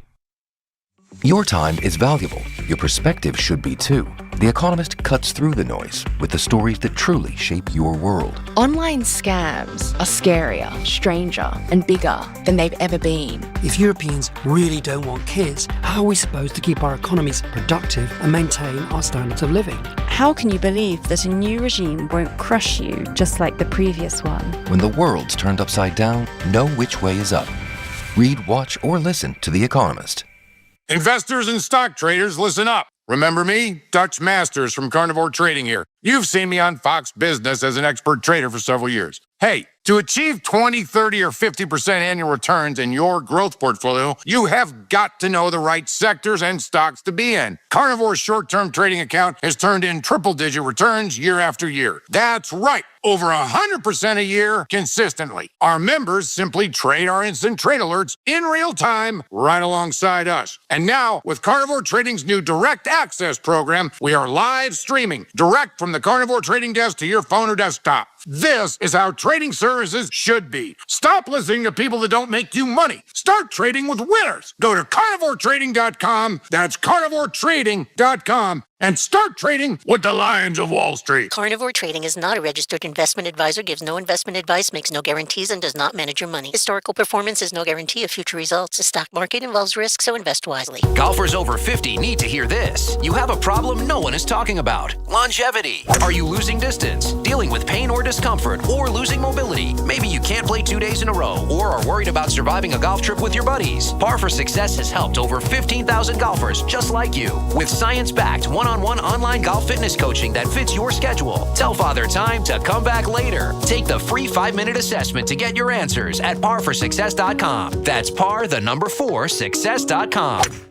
Faction Talks, Trump Nation. I was talking about Roth and him having these backing singers. You know, there were a lot of people that said, man, he's clearly running tape when he was playing before on all those backing vocals. The fact that he acknowledged it, the fact that he did something about it, if enough people start caring, it can and will change. There's proof right there. There's hope, folks. Trunk Nation with Eddie Trunk. Weekdays 3 p.m. East on SiriusXM's Faction Talk, Channel 103. Hey, Chris Cuomo here. Cuomo Mornings is now on SiriusXM's POTUS. This is about me telling you what the powers that be in social media say you're supposed to care about, but is the trend really your friend? And guess who really needs the voice? You. I'll set the table, and then you get to chow down. Cuomo Mornings, weekdays starting at 7 a.m. East on POTUS, SiriusXM Channel 124, and on the SiriusXM app. We're going to be there.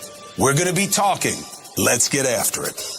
My name is Whitney Allen. I'm a widow, and my husband Ryan died when he was 35 years old, when my two sons were 4 months old and 4 years old. And although we never thought in a million years we'd have to use life insurance for either of us, the unexpected happened. And with the financial security that the life insurance policy set me up with, I was able to not only take care of the practical stuff, which is really important, like paying the bills, but most importantly, I was able to focus focus on my grief, my mental health, and my 2 kids. With Ethos, it is so fast and easy. It's 100% online. You can get a quote in seconds, apply in minutes, and get same-day coverage. And there's no blood tests, no medical exams, and you can get up to $3 million worth of coverage just by answering a few simple medical questions online. Get your free quote at ethos.com/quote. That's ETHOS.com/quote. Time spent on application may vary. Online health questions required.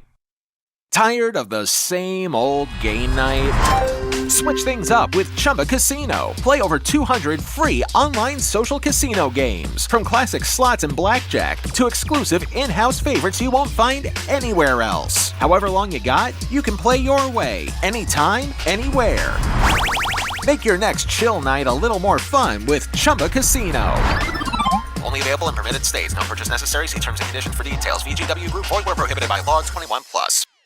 What if I told you the food in your pet's bowl might actually be dead? That's right, most pet food has been cooked at such high temperatures that every live nutrient is destroyed.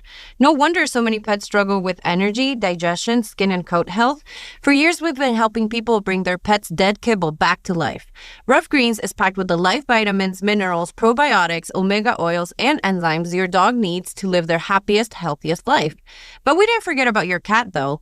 That's why we created Meow Greens, a powerful, all-natural blend designed just for cats, with the concentrated nutrition from fruits and vegetables, digestive enzymes, and probiotics, all designed to support energy, skin and coat health, digestion, immune and joint health, and so much more.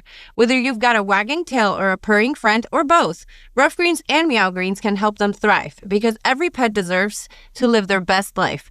Go to roughgreens.com, use discount code BLUE to get a free Jumpstart trial back today. You just cover shipping. That's ruffgreens.com, discount code BLUE.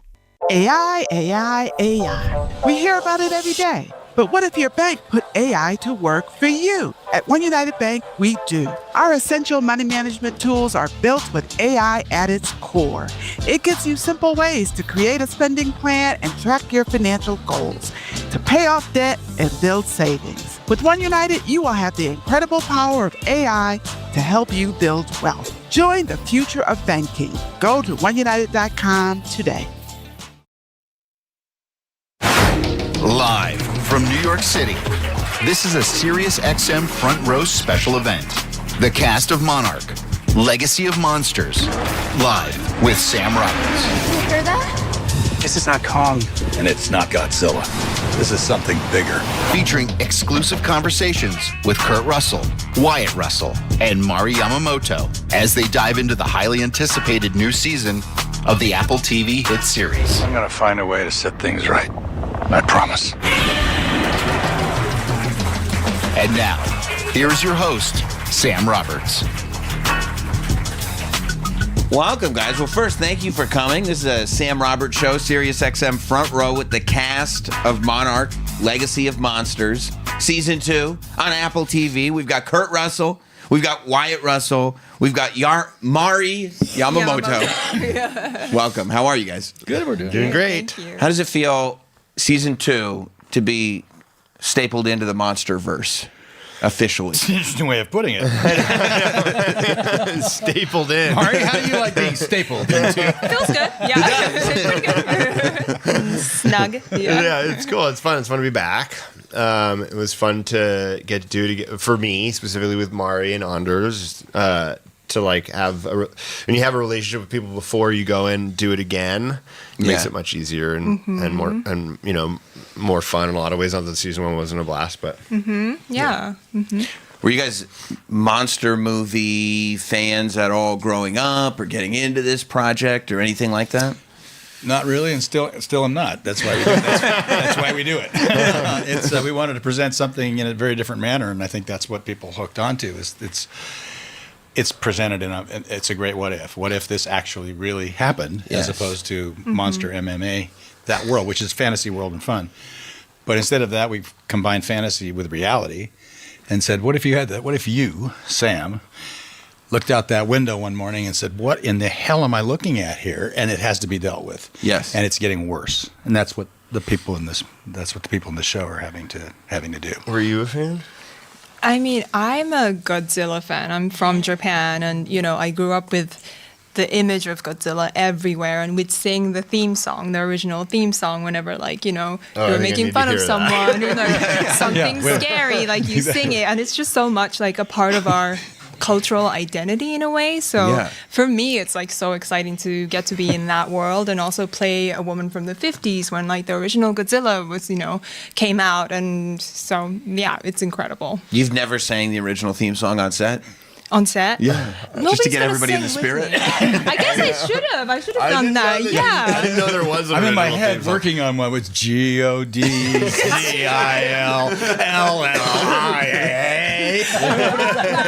Not that one. No. It's,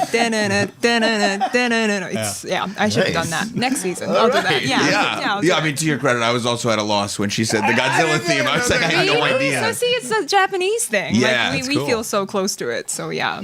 Have you heard from people that you grew up with or knew from your past? They're like, yeah, we used to sit around and sing the Godzilla theme. Look at you now. I mean, we don't even have to talk about it because it's the norm, you know? Yeah. If you know, you know. Yeah. That's fantastic. I think it's also very interesting with all of you here that, as much acting as you've done, you've also kind of dabbled in other careers, whether it's athletics or journalism. Like Mari, your kind of road to getting to acting is fairly atypical. In the sense that you studied acting. I did. But you were a journalist before. Yeah, I started my career in writing for a magazine that I was obsessed with, and I was sleeping under desks. The publishing industry in Japan is kind of crazy. So you don't go home, you sleep under the desk, and you get yelled at. I called my editor-in-chief the devil wears Rolex because he would throw pens at me and being like, you can't even do this, you piece of whatever, So I'm tough because I kind of came up in that, but then, amidst that, I found acting. I saw Sandra on Grey's Anatomy, and I was like, Asian people can do this in America, and I just thought I wanted to study it. So I came here, studied, and then kind of started going back and forth between the US and Japan, and I found myself writing for the Daily Beast in Japan, which led to this whole I went back to the writing of it because I really cared about writing about what was happening in Japan at the time and everything. And then that led to me in the writer's room for TV, on a journalism show about journalism, Tokyo Vice. And then that led me kind of back into this world of, TV film, and I started acting more on TV film again, and now I like to do both. I write scripts and I also act in them, and it's the best time. Yeah, that's pretty remarkable. Was acting something that you, even as you were pursuing this journalism career, had in the back of your head, or had you kind of given up on it? Acting, well, I loved it, but as cheesy as it sounds, to me there's a through line in both of it, because it's okay, so cheesy, but the pursuit of the truth, because in journalism, you're collecting facts and building a story.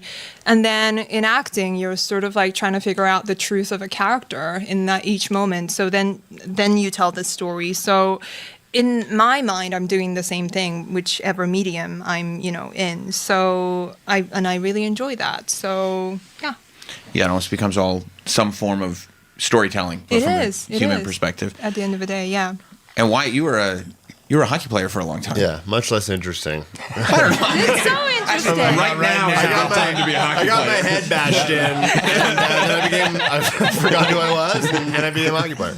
Yeah, no, I started when I was very young, and that was what I felt like I was called to do when I was very young, 4 and 5 years old. It just was something that I think every hockey player, most people in any sport, whether it's skiing, that's my son's doing that now, or baseball or whatever it is, calls to you in a way where you fall in love with that thing.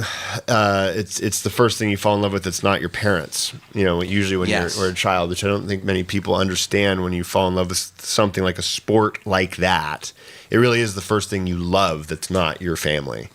It's before you reach puberty and know what that even feels like for, partnering with somebody. So that for me was my life. And we moved to Vancouver when I was 15 to play hockey. And played there for a while, and then I moved around a lot as you move leagues, and it just became your life, and taught me everything that I know about how to work hard, and it really shaped who I was as a person, and a lot of that has carried over into my career for sure. And it's this, you can take the boy out of hockey, you can't take the hockey out of the boy, and that's like I think very true for most hockey players.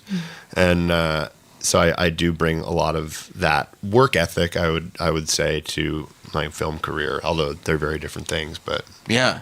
When at what point did you realize, like, oh, this acting thing, number one, I'm enjoying it, and number two, I'm good at it. This is what I'm kind of called to do. I still don't feel like it's what I'm called to do, to be honest. It's something that I knew at a young age that I could be good at, because of the things that I saw. That's the benefit of having parents that are in the industry. You go and you see it happen, and you're like, oh, okay. Well, you see how the sausage is made. It doesn't have that like feeling of when you're on set for the first time, you're not nervous. It's that those things, those are the advantages. And so that feeling of like, okay, I think I could be good at this, that came before I stopped playing hockey. And so when I stopped playing hockey and couldn't play hockey anymore, it became something where I was like, I wonder if my skills in hockey could translate to this well, because I didn't know what else this hockey skills could translate to. I didn't think about acting at all ever. Yeah. And I had done it for friends who were filmmakers or trying to be filmmakers, do some short films. And so the way I got into it was I got hurt. An agent called because I was in a movie called High School that my partner and friend John Stahlberg directed as a favor, and he was like, "You're not represented by anybody," and I was like, "I'm represented by TSC Sports," and they're like, "I'm a talent agent." I was like, "Oh," and then I was able to get all those things that I'd put together by chance and create a reel and send it around, and it was like, oh, it wasn't until a year and a half after that. I'd gotten a job, I'd gotten 2 jobs, and then it was like, this is easy, this is great. And then it was like dry for like almost 2 years. And I was like, maybe this isn't for me, I'll find something else. And I found a director, Jim Mickle, who wanted me to come in on an interview. And I basically just told him the truth. I was like, I think I'm good at acting, but like the acting part, I'm terrible at auditioning. Horrible. Like disastrous. It's like, because you're in a room like this and you're like, okay, now, test time. And you're like, that's not acting. Yeah. But you have to be good at it. You have to find your way through it. And he was very receptive to my insecurity and helped me in that audition process when I got that job and went to that movie with Jim Mickle and Linda Moran on We Are What We Are. It was like, oh, this is what movie making is supposed to be. And that changed my perspective of it. I was like, oh, this is what it's supposed to be like. And that's how I kind of came to like start to love it, like years after I started. Did you feel like you didn't feel the pressure as much as others might because you went in going, I'm a hockey player who's acting? As opposed to like Adam Sandler and Happy Gilmore. Yeah, that's exactly what I was thinking of. I'm actually I'm here for the acting job, but I'm actually a hockey player. Yeah, a little bit, because the people talk about competition. We've talked about this before. People talk about competition and like acting is competitive and like it's a competitive world, and I'm like, sorry to tell you, but it's not. It's actually a very collaborative world where in a hockey rink you walk into a visiting arena and like there's 10,000 people that like won't be sad if you break your leg. True. And are sort of rooting for it, and then the other team are literally trying to do that to you in a certain way and like snuff your career out before it even starts. That's competition. Yeah. The other, when you walk into a room, nobody wants you to be bad. Right. Everybody's rooting for you to be good. Yeah. No one wants you to suck. That's the worst thing in the world you want to see. So that was like, this is amazing. Everybody's on your side. Yeah. Like, there's no pressure. Like, this is awesome. I don't get the job. Okay, fine. Everyone was like happy that I did a good job, but so all your limbs are intact. Yeah, exactly. Not that bad. Yeah. It's not, yeah. So Mari had pens thrown at her head. You had hockey pucks thrown at your head. I knew there was something wrong with the both of us. Yeah. It sounded similar. Like, you can't do this. You can't do something. I'm like, I heard that a lot. Yeah. Well, I mean, Kurt, you came up acting obviously forever, but you also had a period of time where you were a minor league baseball player, right? I had baseballs thrown at my head. Yeah, baseballs thrown at your head. I just followed my dad's footsteps. It's a kind of a boring story. I watched my dad, what he was doing. He seemed like he was having a lot of fun, and we were having a lot of fun as a family. We were very serious with race cars early on, and then I became serious about baseball simply because I was able to do it. I had no love for it. I had no great desire. I had no great dream. It was just see the ball, hit the ball. That seems to work. And my dad was a really great coach. He really knew what he was talking about. He's a professional baseball player. And so he taught me. And I went with that and I got injured out of the game at an early age of 22, 23 years old. Kind of like similar story to Wyatt's. And then I had been acting since I was 10. The reason I got started was because of baseball. Two things. I could ride horses and do tricks off of horses because my dad had all these stunt guys who were friends of his, and they taught me how to do stuff on a horse, which is really the beginning stages of what you do as a stunt man. That's really where to begin. And so that whenever I had the opportunity to work as a kid, they didn't have to hire a stunt guy. I could do it, and that saved them money. So that was a one-up for the 10-year-old, 11-year-old, 12-year-old, whatever. And then the way I got started was my dad was up for a movie. His agent had been kind of angling a little bit. Hey, get Kurt in there, and then I had no desire. He said he didn't want to do it. And but I'd been on his sets and seen what it was, and there was this baseball picture called Safe at Home with Roger Maris and Mickey Mantle that my dad was up for. He said, the star of that is a 10-year-old kid, and that kind of snapped my head around. And I said, you mean you get to meet Roger Maris and Mickey Mantle? He said, you be with them every day for 6 weeks. So he said, you want to call Hilda? That was his agent. I said, yeah. So I called his agent and said, what's the deal? She said, I'll see if I can get you an interview, which she did. And I interviewed for it. And my dad said, how's this work? My dad said, just learn the lines. I'm going to do it with you. And we'll see how it goes. You're going to be for the director. So I did it. Turned out the role had already been cast. So the guy was doing my dad's agent a favor. Yeah. And anyway, so I didn't get the job. Actually, what happened was the director threw his script down. And I thought, right? And he looked at my dad and he went, God damn it, I just cast this yesterday and he's just right for it. So it was like, that was good. I was off. So we left and my dad said, so what do you think? I said, is that it? And he said, yeah, you just read the lines, play the part. So there was a couple of Schwinn bicycles for $55 each, and my older sister and I really wanted those ones with the curled handlebars down. And I called her back and said, what do you get paid? How long does it take? I had a paper route. It was going to take me about 9 months. She said $110 a day is the minimum. I went, and it is too. Mm-hmm. There it is. So the math worked for me, and after I did get it, I got a job, and went down, got those bikes, and I called her back and I said, yeah, count me in. This is good. I like this.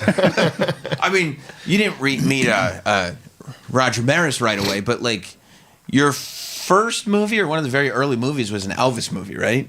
It was the first motion picture. That was your first motion picture? Mm-hmm. Did you, I think you were uncredited in that, but did you spend any time with Elvis? Yeah, I did a week. We were a week in Seattle and then a week in MGM. I mean, for you as a kid, did you have admiration for Elvis, or was it kind of lost on you at the time? What I knew about it was, I knew who Elvis Presley was because it was like my parents had an album there, sure. And he was the guy singing on the front of the album, and I heard the music, but I was 10 years old, I wasn't listening to music or anything, but that was my first brush with fame. Yeah, and it never left me, and it was a scarring thing. It wasn't a good thing. It was a scarring thing. I was like, what in the hell is that? And I was on the set getting ready to do the scene that I was going to be in with Elvis. I'm going to kick him in the shins at the World's Fair. And then this car was driving, and all of a sudden I could hear this noise. It was probably, a couple hundred yards from us. Hundreds, like 300-400 screaming, out of control, swarming women jumping on this car. I was like, what is that? And this was a prop guy, and he said, it's Elvis in the car. And I went, wow, what are they doing? He said, well, that's what they do wherever he goes. And I remember that experience, along with being told by some friends of mine when Mickey Mantle was in town playing the Angels early on in '62, you go down there, take a piece of paper and a pen and get his autograph. And I could run, so I was down there first, and I just jammed that paper in there, and he rolled the window up on me. And I remember the minute he rolled the window up, I felt what was I thinking? I'm so ashamed. I'll never do that again. Wow. And that's the way I feel about all of that. So I love what we do. It's a blast, right? But that other stuff was just not for me. How do you avoid that, especially from a young age? Because also, I would imagine that when you start to feel it, it can also be intoxicating, at least in the beginning. And you sign a deal with Disney as a kid. Didn't happen for me. It did not. There was nothing intoxicating about that. Wow. What's intoxicating is getting to work with these guys. Yes. On a set, imagining what you're going to do, creating, not competing, enjoying each other's creative process and appreciating it. Yeah. And it took me a long time to make that important to me after I got out of baseball. Yeah. I'd been doing it and I loved it. It was fun. It's a really fun place. Yeah. There's no better job. Yeah, no. There's just no better job. Yeah. Because they pay you what they pay you. And if you do a good job, or if people come and watch and you have a value, lucky you. Right. I mean, go to work. But, you can get further and further down the rabbit hole of how much fun it is to create something, maybe to the level of some form of art once in a while. Yeah. Most of the time, it's just entertainment. Yeah. Do you feel seeing that kind of as the example as a kid of Kurt having that kind of fame, but taking acting for what it is, which is acting, not becoming famous, kind of rubbed off on you when you started getting involved? Yeah, definitely. I mean, I think that just also in like the linear path of what you're looking at. My grandfather did it. He was a professional baseball player. He got hurt. He was an actor. My dad, baseball player, hurt, actor. Me, professional hockey player, hurt, actor. Like there's I'm getting a pattern there. There's a pattern. And that when you do have, again, that level of dedication to something that's not acting, but it is in the performative sphere. It is it is still entertainment. Oh, yeah. You're still going out there to entertain people, and there's an expectation that you will perform for them to your highest level. And if you don't, you feel the ire of your own crowd, specifically a visiting crowd. And what were you going to say? I never asked you this.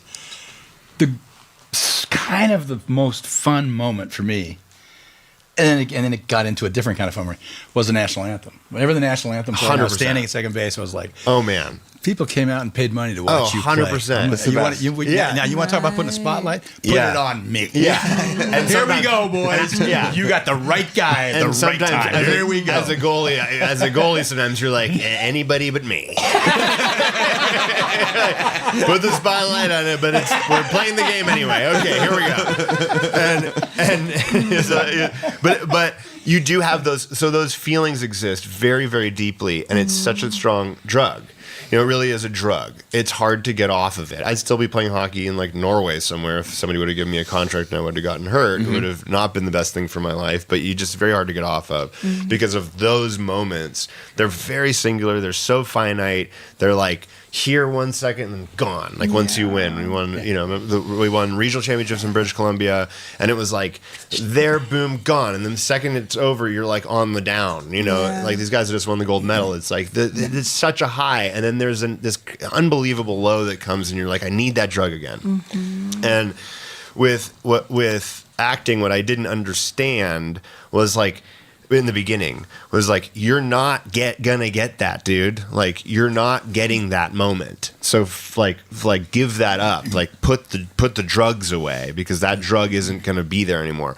The second that I was able to feel like some comfort in fulfillment of doing art as entertainment, as like working with like people like Mari and Anders and my dad and all the people that I've gotten to work with, there's a fulfillment to that you don't get from playing sports.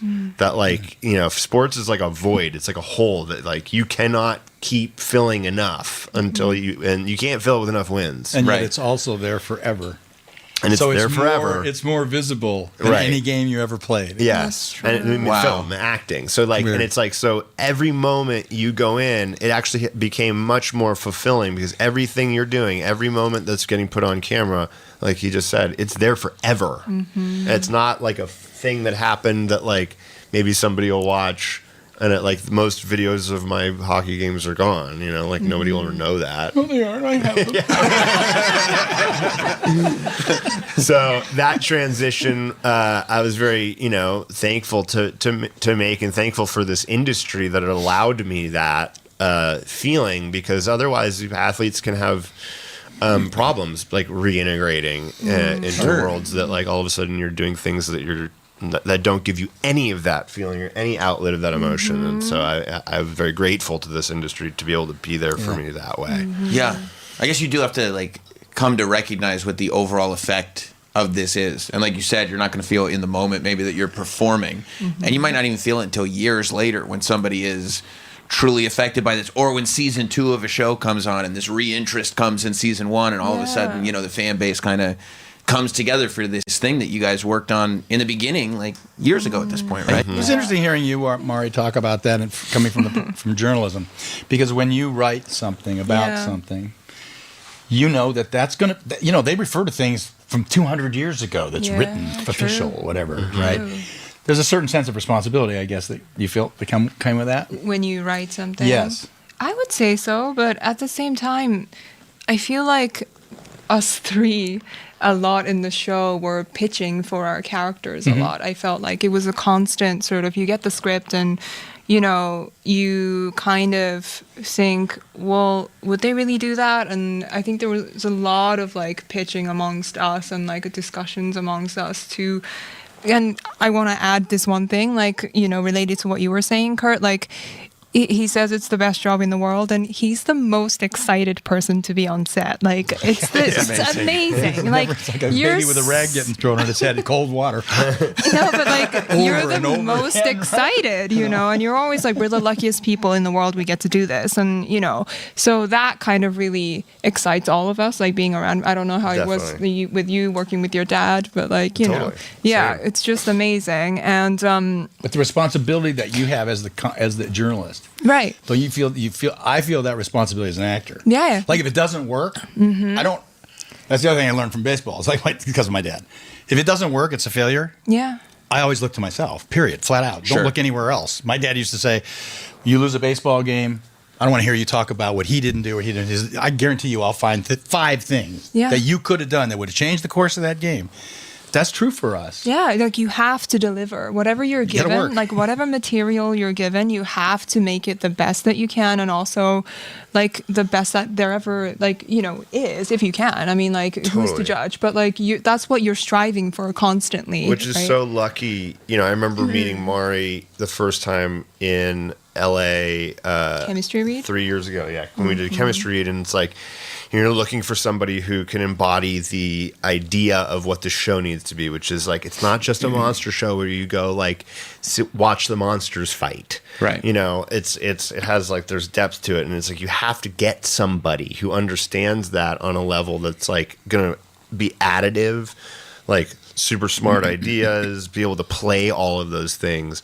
And when I met Mari, I was like, you found her. Like, this is it. Like, you got her. Like, this is the person. And we're so lucky to be able to have a cast full of those people who are constantly fighting for those things, even though sometimes you can come up against it where you're like, but I feel like it's like this, and you're going to be met with, you know, but I feel like it's like this. And instead of it just being like, oh, whatever, they're monsters, okay, whatever. No, we just really go to the mat. Yeah, you go to the mat. That I never asked you. I've never asked you, but I experienced it. I told Mari, this is very rare for me. Maybe not for other actors, but for me it was.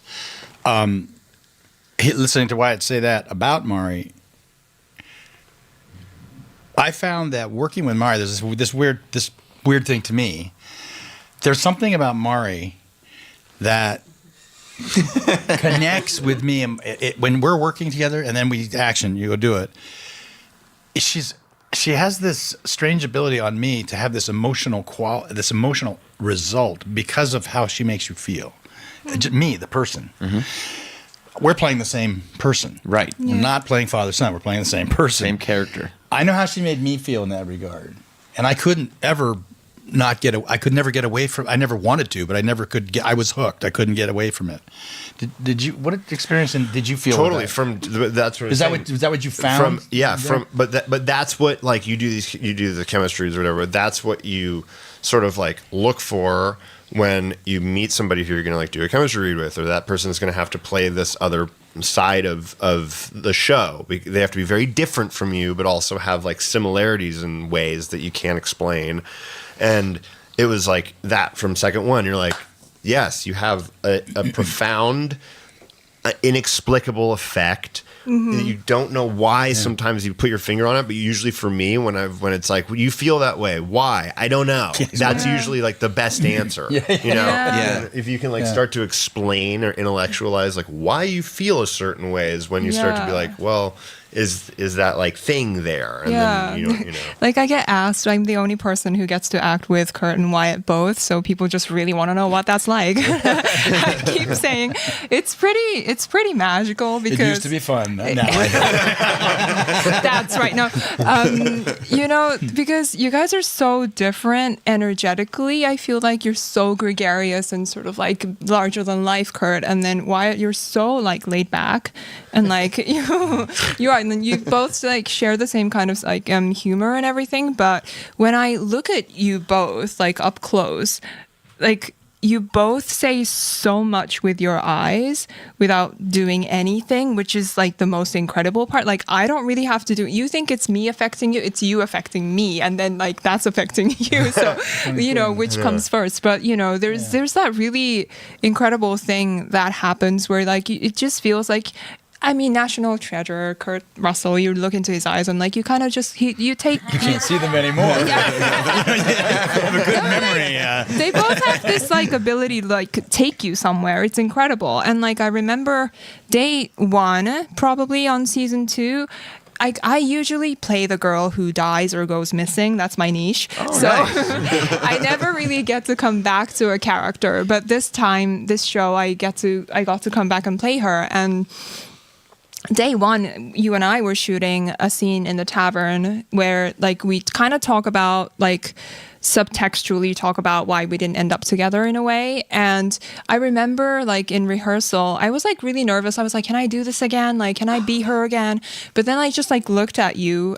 I don't know if you forget everything. So I remember. Like we were rehearsing and we looked at each other and just started crying. Do you remember that? Yeah, totally. And we just like held hands and like rehearsed and cried. Yeah. And then I was like, that's how she feels about you. Yeah. And you were like, that's how he feels about you. And I was like, okay, cool. And then we started the season like that. So, you know, and that was built upon like all of the stuff that you and I did, Kurt, together as well. Like in season 1, like that finale that we did. And which had been built by you guys. And it's just, you know, the compounding of like all of these like connections that we built. And it's really so beautiful. And I'm really lucky that I get to. That's a lot of what the second season involves with. Because the first year was Alice Goes Down the Rabbit Hole, right? And we all, you know, within it, and you find out with the family and the thing. Right. But when she had gone down, you go, well, she's gone. And then when she comes back, you realize that this is opening these things up in a different way. Mm. This season, her grandmother is back. So it's no longer It's no longer Alice down the rabbit hole. Yeah. It's now Rip Van Winkle squared. Tripled. Mm-hmm. Been down there a long time, and here she comes out, and how she deals with things.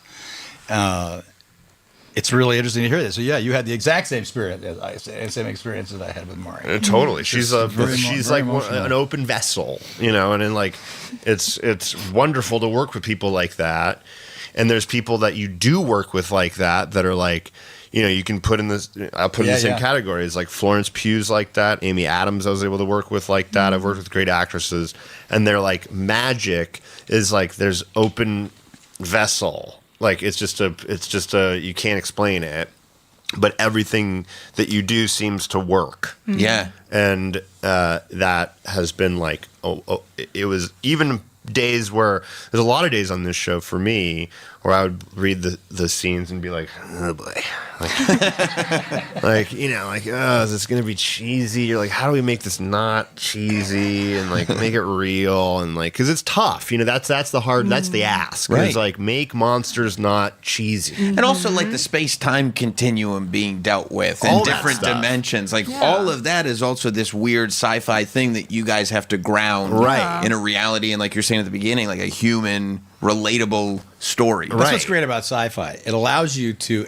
ask the really huge questions without looking silly. Right. But when you're dealing with something that we have a tendency as audience to kind of like look at as you get older, especially as silly, rather than whatever it is when you're a younger person, a kid up to say 11, 12, there's a magnificence to the monsters. Mm-hmm. But what's fun about this show is saying, okay, we take that for granted. Mm-hmm. But what if they were here? Right. Yeah. What would you do? Yeah. You do have that feeling of safety as an audience to watch this show, but it's not safe for the people in it. Right. And that's what we strive for, I think it's fair to say. And this year, they're worse. They're bigger. They're badder. And there's a new boy. There's in also town. this amazing thing that happened this year specifically, because one of my things always would be like, and it works out. I'll explain it because it works out perfectly when I watch the show. Okay. There's a lot of times where I'd be like, "You're just gonna sit there with the camera and like take the photo, like it's gonna kill you." Like, and then I was like, "Okay, well, I guess we're just gonna do that." And like, but I'd always be fighting for like, how do we get out of this situation? Well, that's just me being, myopic on the day, and then realizing when you watch it, you're like, oh, we're playing our characters exactly, because when you see Mari obsessed with the monsters, you're like, yeah, like of course she'd be like, she's not even thinking about death. Yes. This is her moment. Right. Yeah. And like Lee is thinking about like, how do we not die? Yeah. Right. And that's where my brain is when I'm reading the script, and like it comes through, and you're that's like, why she needs you, and and part of what I loved about this season, these are things that I got to do with Mari and Andre specifically, was explore the needing each other aspect of like Lee questioning, why do I need to be here? Like, you guys got this. Like, look where we are. You guys got funding. Like, I don't need. Who am I? Right. And then realizing that he does need them, and that like and going back to them in that scene. That was probably my favorite part of doing this season. When you started doing the show, Mari, like, you're tasked with developing a chemistry with a character that you kind of have to maintain between two different actors. Right. Was that something that you were kind of conscious of the entire time? Was there a strategy to making that connection be similar for the audience? Because as an audience, if we're completely taking ourselves out of it, we recognize these are two different actors. It's a father and son. But for that suspension of disbelief to be there, we have to believe that your character is connected to this character, although it's two different human beings. Right. I mean, they did so much work to sort of like bring this character to life and to have a through line. So for me, I didn't really think about, I don't think chemistry is something you think about, is it? It's just like there. And like I was saying earlier, they just have so much. They give you so much. So there wasn't something like I needed to work for. But I think whatever differences there are, it actually helps, because for Keiko, she's seeing this man. She hasn't seen him in basically 60 years. And so the key to the scene where Kurt's character, Kurt and I, meet on screen for the first time, actually, the searching element was really key in, figuring out what that moment is, because it's like, it's that person that's in front of you, and you it is, but you don't quite recognize him. So then you search for him. So you're looking for the similarities, and then once you look into each other's eyes, like we have that thing already. So it actually kind of worked in my favor, I think, or for the character, because she's also trying to find an anchor in him in this modern day timeline, basically. So that's why that scene at the end of one. That's why I don't hide things. I was livid about the way it was written. It was like a long weekend had gone by. Right. And she saw him 3 weeks ago. Yeah. He's about to show up like this when he looked like that. Right. That has two sides to it. One is what, and the other side is I don't know how to do anything other than just apologize for the way what happened. Yeah. I look like this now. I was like, sorry. That's a weird thing. Yeah, for sure. This season, I will say this as a teaser, that question you asked, Mari, and listening to her answer it is answered. It's culminated. Yeah. It's because I won't tell you what it is, but you will know when you see it. That's awesome. There's a moment where the science fiction aspect of what has been given to you over 10 shows culminates. Yeah. That's great. That's great. When you were talking about sci-fi and making it so that, okay, you can accept a reality, take it for granted, and then the audience can go on the ride, it brought me, first thing I thought of, it brought me back, Wyatt, your episode of Black Mirror. I'm obsessed with the show. I love the show. But that episode is always one of the ones that stick out for me. It is so stay up at night. You can't watch it before you go to bed. It's just like I'm so disturbed by it. But it's that scene because I think whether people think about it or not, the most terrifying thing that could ever happen is that your brain fails, right? That your brain fails on you, and now this thing becomes a separate thing, right? And you shooting that scene where in real time we're watching this person who's witnessing their brain quickly evaporating and falling into I don't know who I am. And you're just going like, oh my God. There's no coming back from this. Yeah, totally. I mean, how do you wrap your head into something that's intense? It's intense. So I remember that very specifically because that's one of like, you have these moments in your career, I say, career when you look back on it, 17 years and you go, oh, there's specific moments where you're like, it's a put up or shut up moment time. And I walked in, read the scene. Dan Trachtenberg, amazing director and a great friend of mine, he was like, okay, so it's going to be a oneer. I was like, what? Like, you're going to shoot it all in one, like me, like going from I'm normal to losing my mind in one shot? And he's like, yeah. And I was like, okay, we have to rehearse it like 100 times. The camera moves, so I know exactly where to go so that when I start going for it, it's all caught because I don't know how many times I can do it. It's like maybe we'll get 3. But I can't, I'm not a good enough actor to do it 12 times. I just can't. So we got it, and he was like, totally. So we like rehearsed it a million times. I was like, everybody's locked because we're about to put, the nuclear code's about to get launched. And they were like, yeah. And I did it once. And it was that moment in my head right before it yelled action where I was like, well, everybody's going to find out if you're shitty or not right now.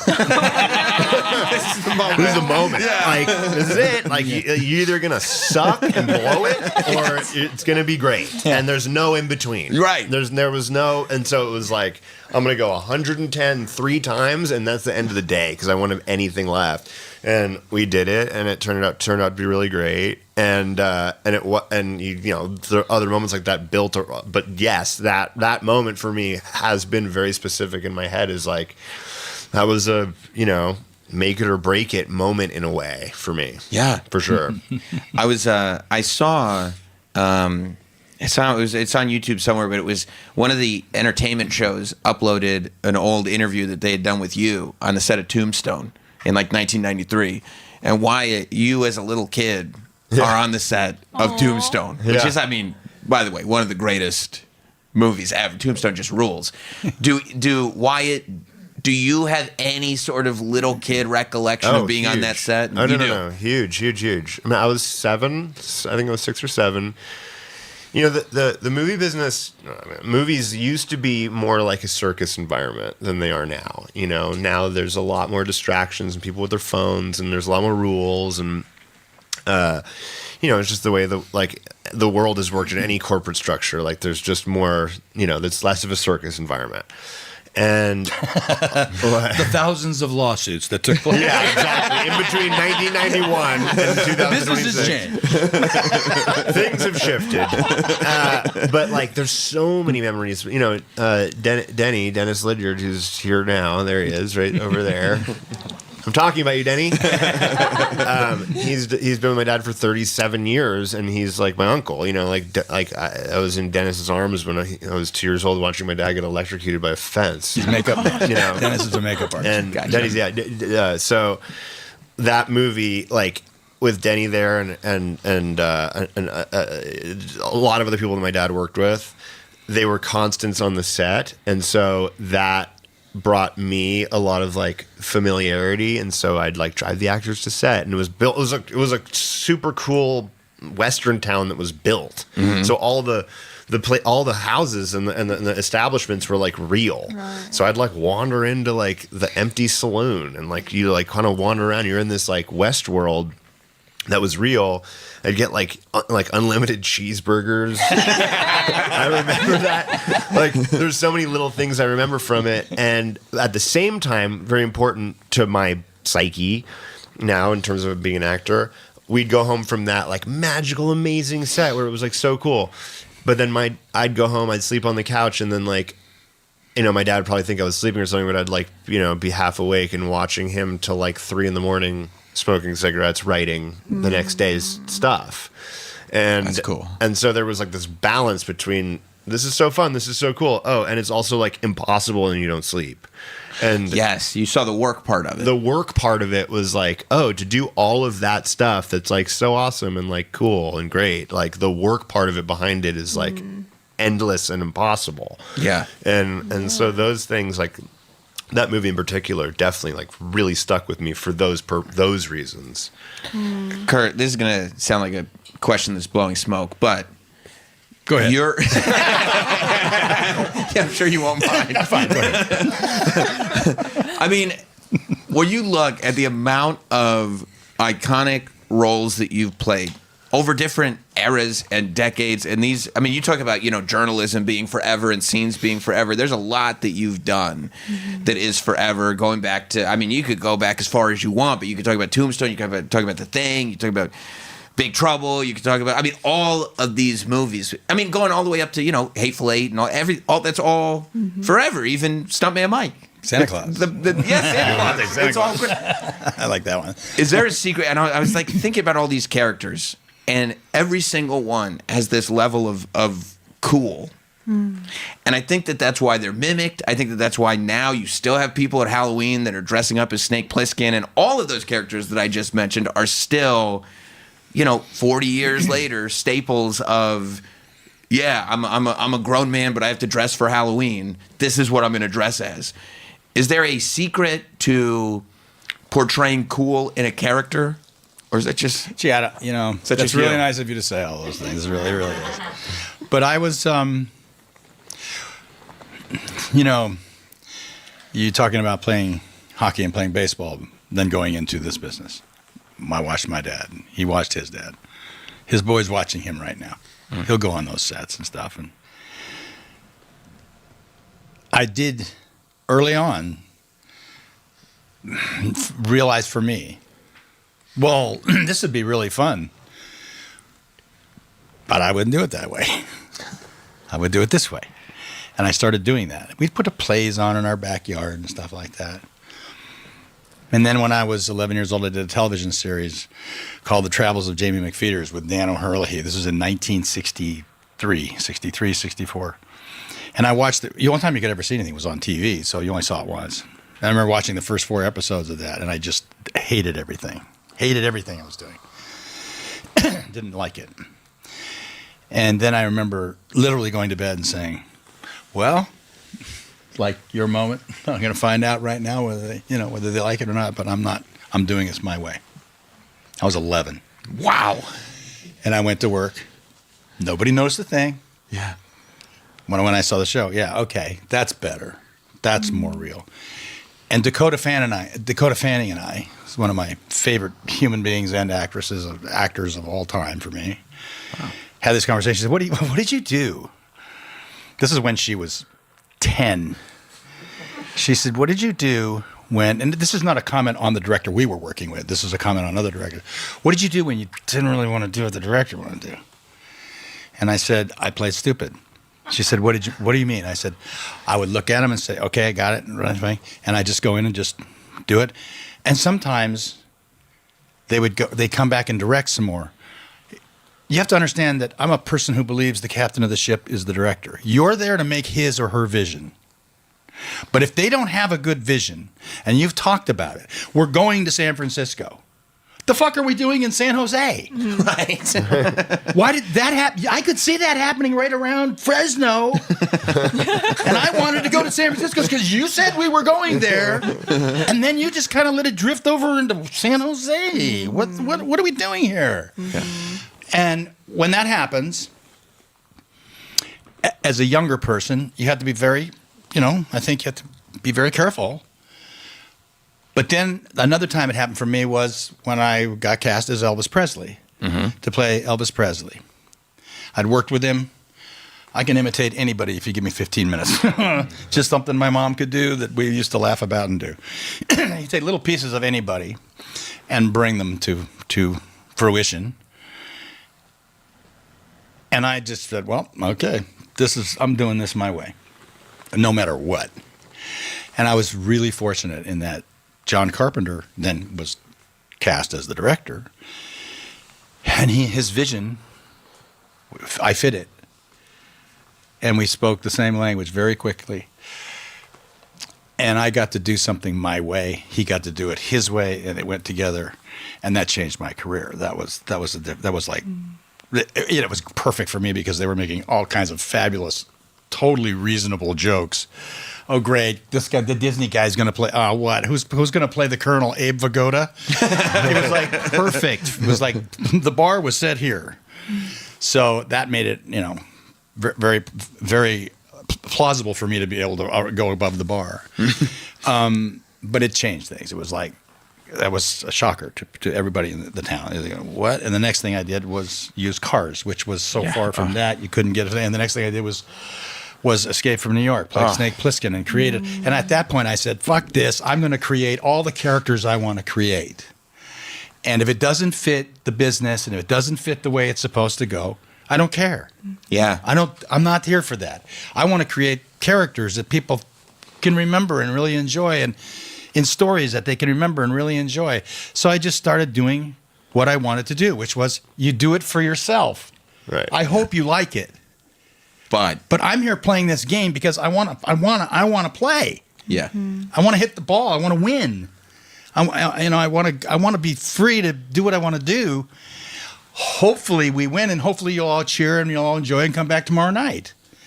And in our business, I think we're obligated to let everybody know you're open for business. Now it's up to them to say, well, great, we're going to have it.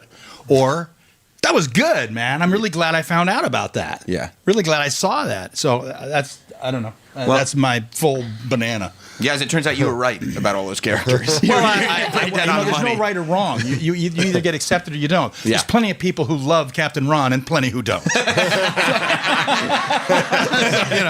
It's just the way it goes. It seems like family is pretty important to you guys, and you have one of these, sort of unbelievable show business families that was supposed to be an athlete family. It turned into a show business family. They're all really good athletes. Katie was one of the fastest girls in Los Angeles.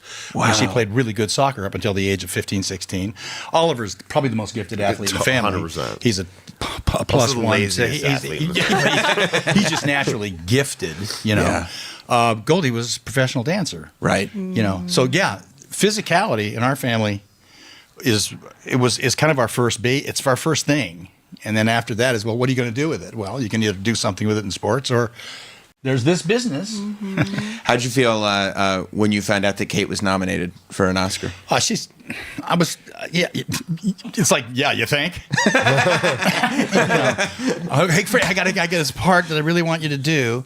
It's kind of a Midwestern woman. I don't want you to play it down to it like we often do in Hollywood. I just want you to invisibly sort of meld in there and get it. Oh, and by the way, it's a tribute thing she's doing. It's a tribute band, so you need to sing and really sing good. As a matter of fact, I need you to sing like Patsy Cline. Ask her. Degree of difficulty, 10. Yeah. She does it invisibly. That's what I loved about it. It just looks like she just puts on an old glove and an old shawl, and that's the person. She's fantastic. It's nice to be nominated. That's for sure. I think she's worthy of it. And a lot of people do. Just the stars have to align for that kind of a thing. I think. I don't know. Listen, it's not. Awards are not my world. It's like I don't know anything about it.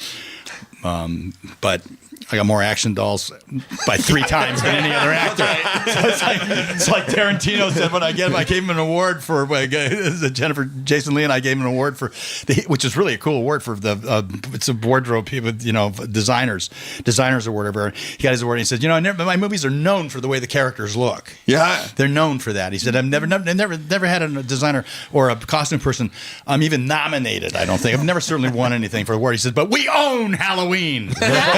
So I feel that way about it. I hope our family would be thrilled. Her mom, Goldie, is won an Academy Award, was nominated twice. Katie's now been nominated twice. That's an indication, obviously, of their great abilities. But this would be sweet if she could have one to be with her moms. I think that would be, first of all, it'd be historic. So it would be great. Yeah. I mean, while I have you here, I've always wondered, what was it like to interact with Walt Disney? He was really cool. I mean, I was 13, and he reminded me greatly of my grandfather. And a lot of cool stories. There's a lot of cool stories there. He was great. The number one story about kind of that fits a conversation that's quick is I was playing on an all-star team, 13 years old. We had an all-star team that was together for 3 years. And at the age of 15, we had the best 15-year-old ball club in the United States. And my dad was putting it together. And I had All-Star season coming. Well, All-Star games coming up. You know how long it's going to go because it's single elimination. But we were running for a regional championship, and I had to work. But the contract, my contract was on days of baseball games, he has to be out by 3:30. Well, it had never been tested. Now I had this All-Star game going on, and there was no way I could do this work and whatnot. My dad, who did not have the money to do this, we weren't wealthy people. He hired a helicopter to come land, and I would get in the air, that helicopter at 3:30, and I'd make it for the 5 o'clock game. So everybody's there. My mom is there. She's looking at me, and it's a close up on me, and I'm doing it. And my mom goes, 5 minutes, and I said, okay. And I'm looking. I said to the assistant, I said, I can only do it one more time, and then I have to go to my game. No answer. I look at the director and I said, Mr. Tokar, I think his name was Norman Tokar, I have to go in 5 minutes. And again, that was pressure. That was pressure. It's like, and the whole crew's watching. Now I can tell they're all rooting, but they want to see this because they heard the helicopter. And we did the scene, and I said, good night, guys, see you on Monday. And I just left. Didn't wait for cut, print, nothing. Done. Out. I'm playing baseball. Hope that's going to work.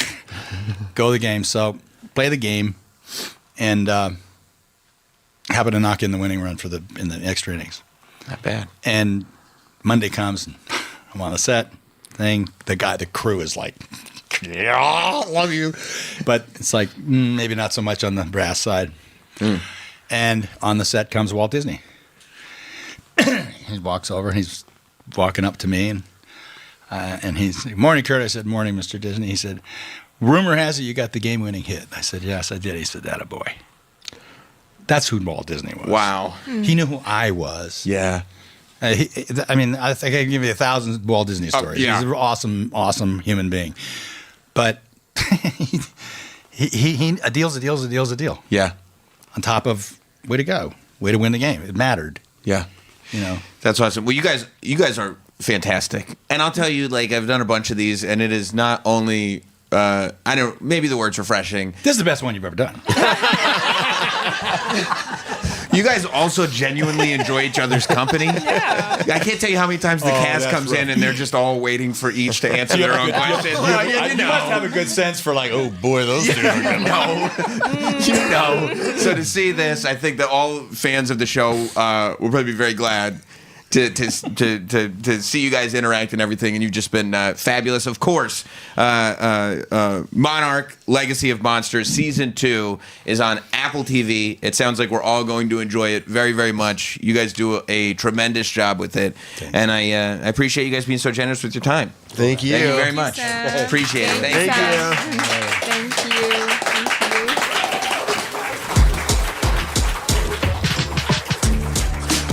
This has been SiriusXM Front Row, hosted by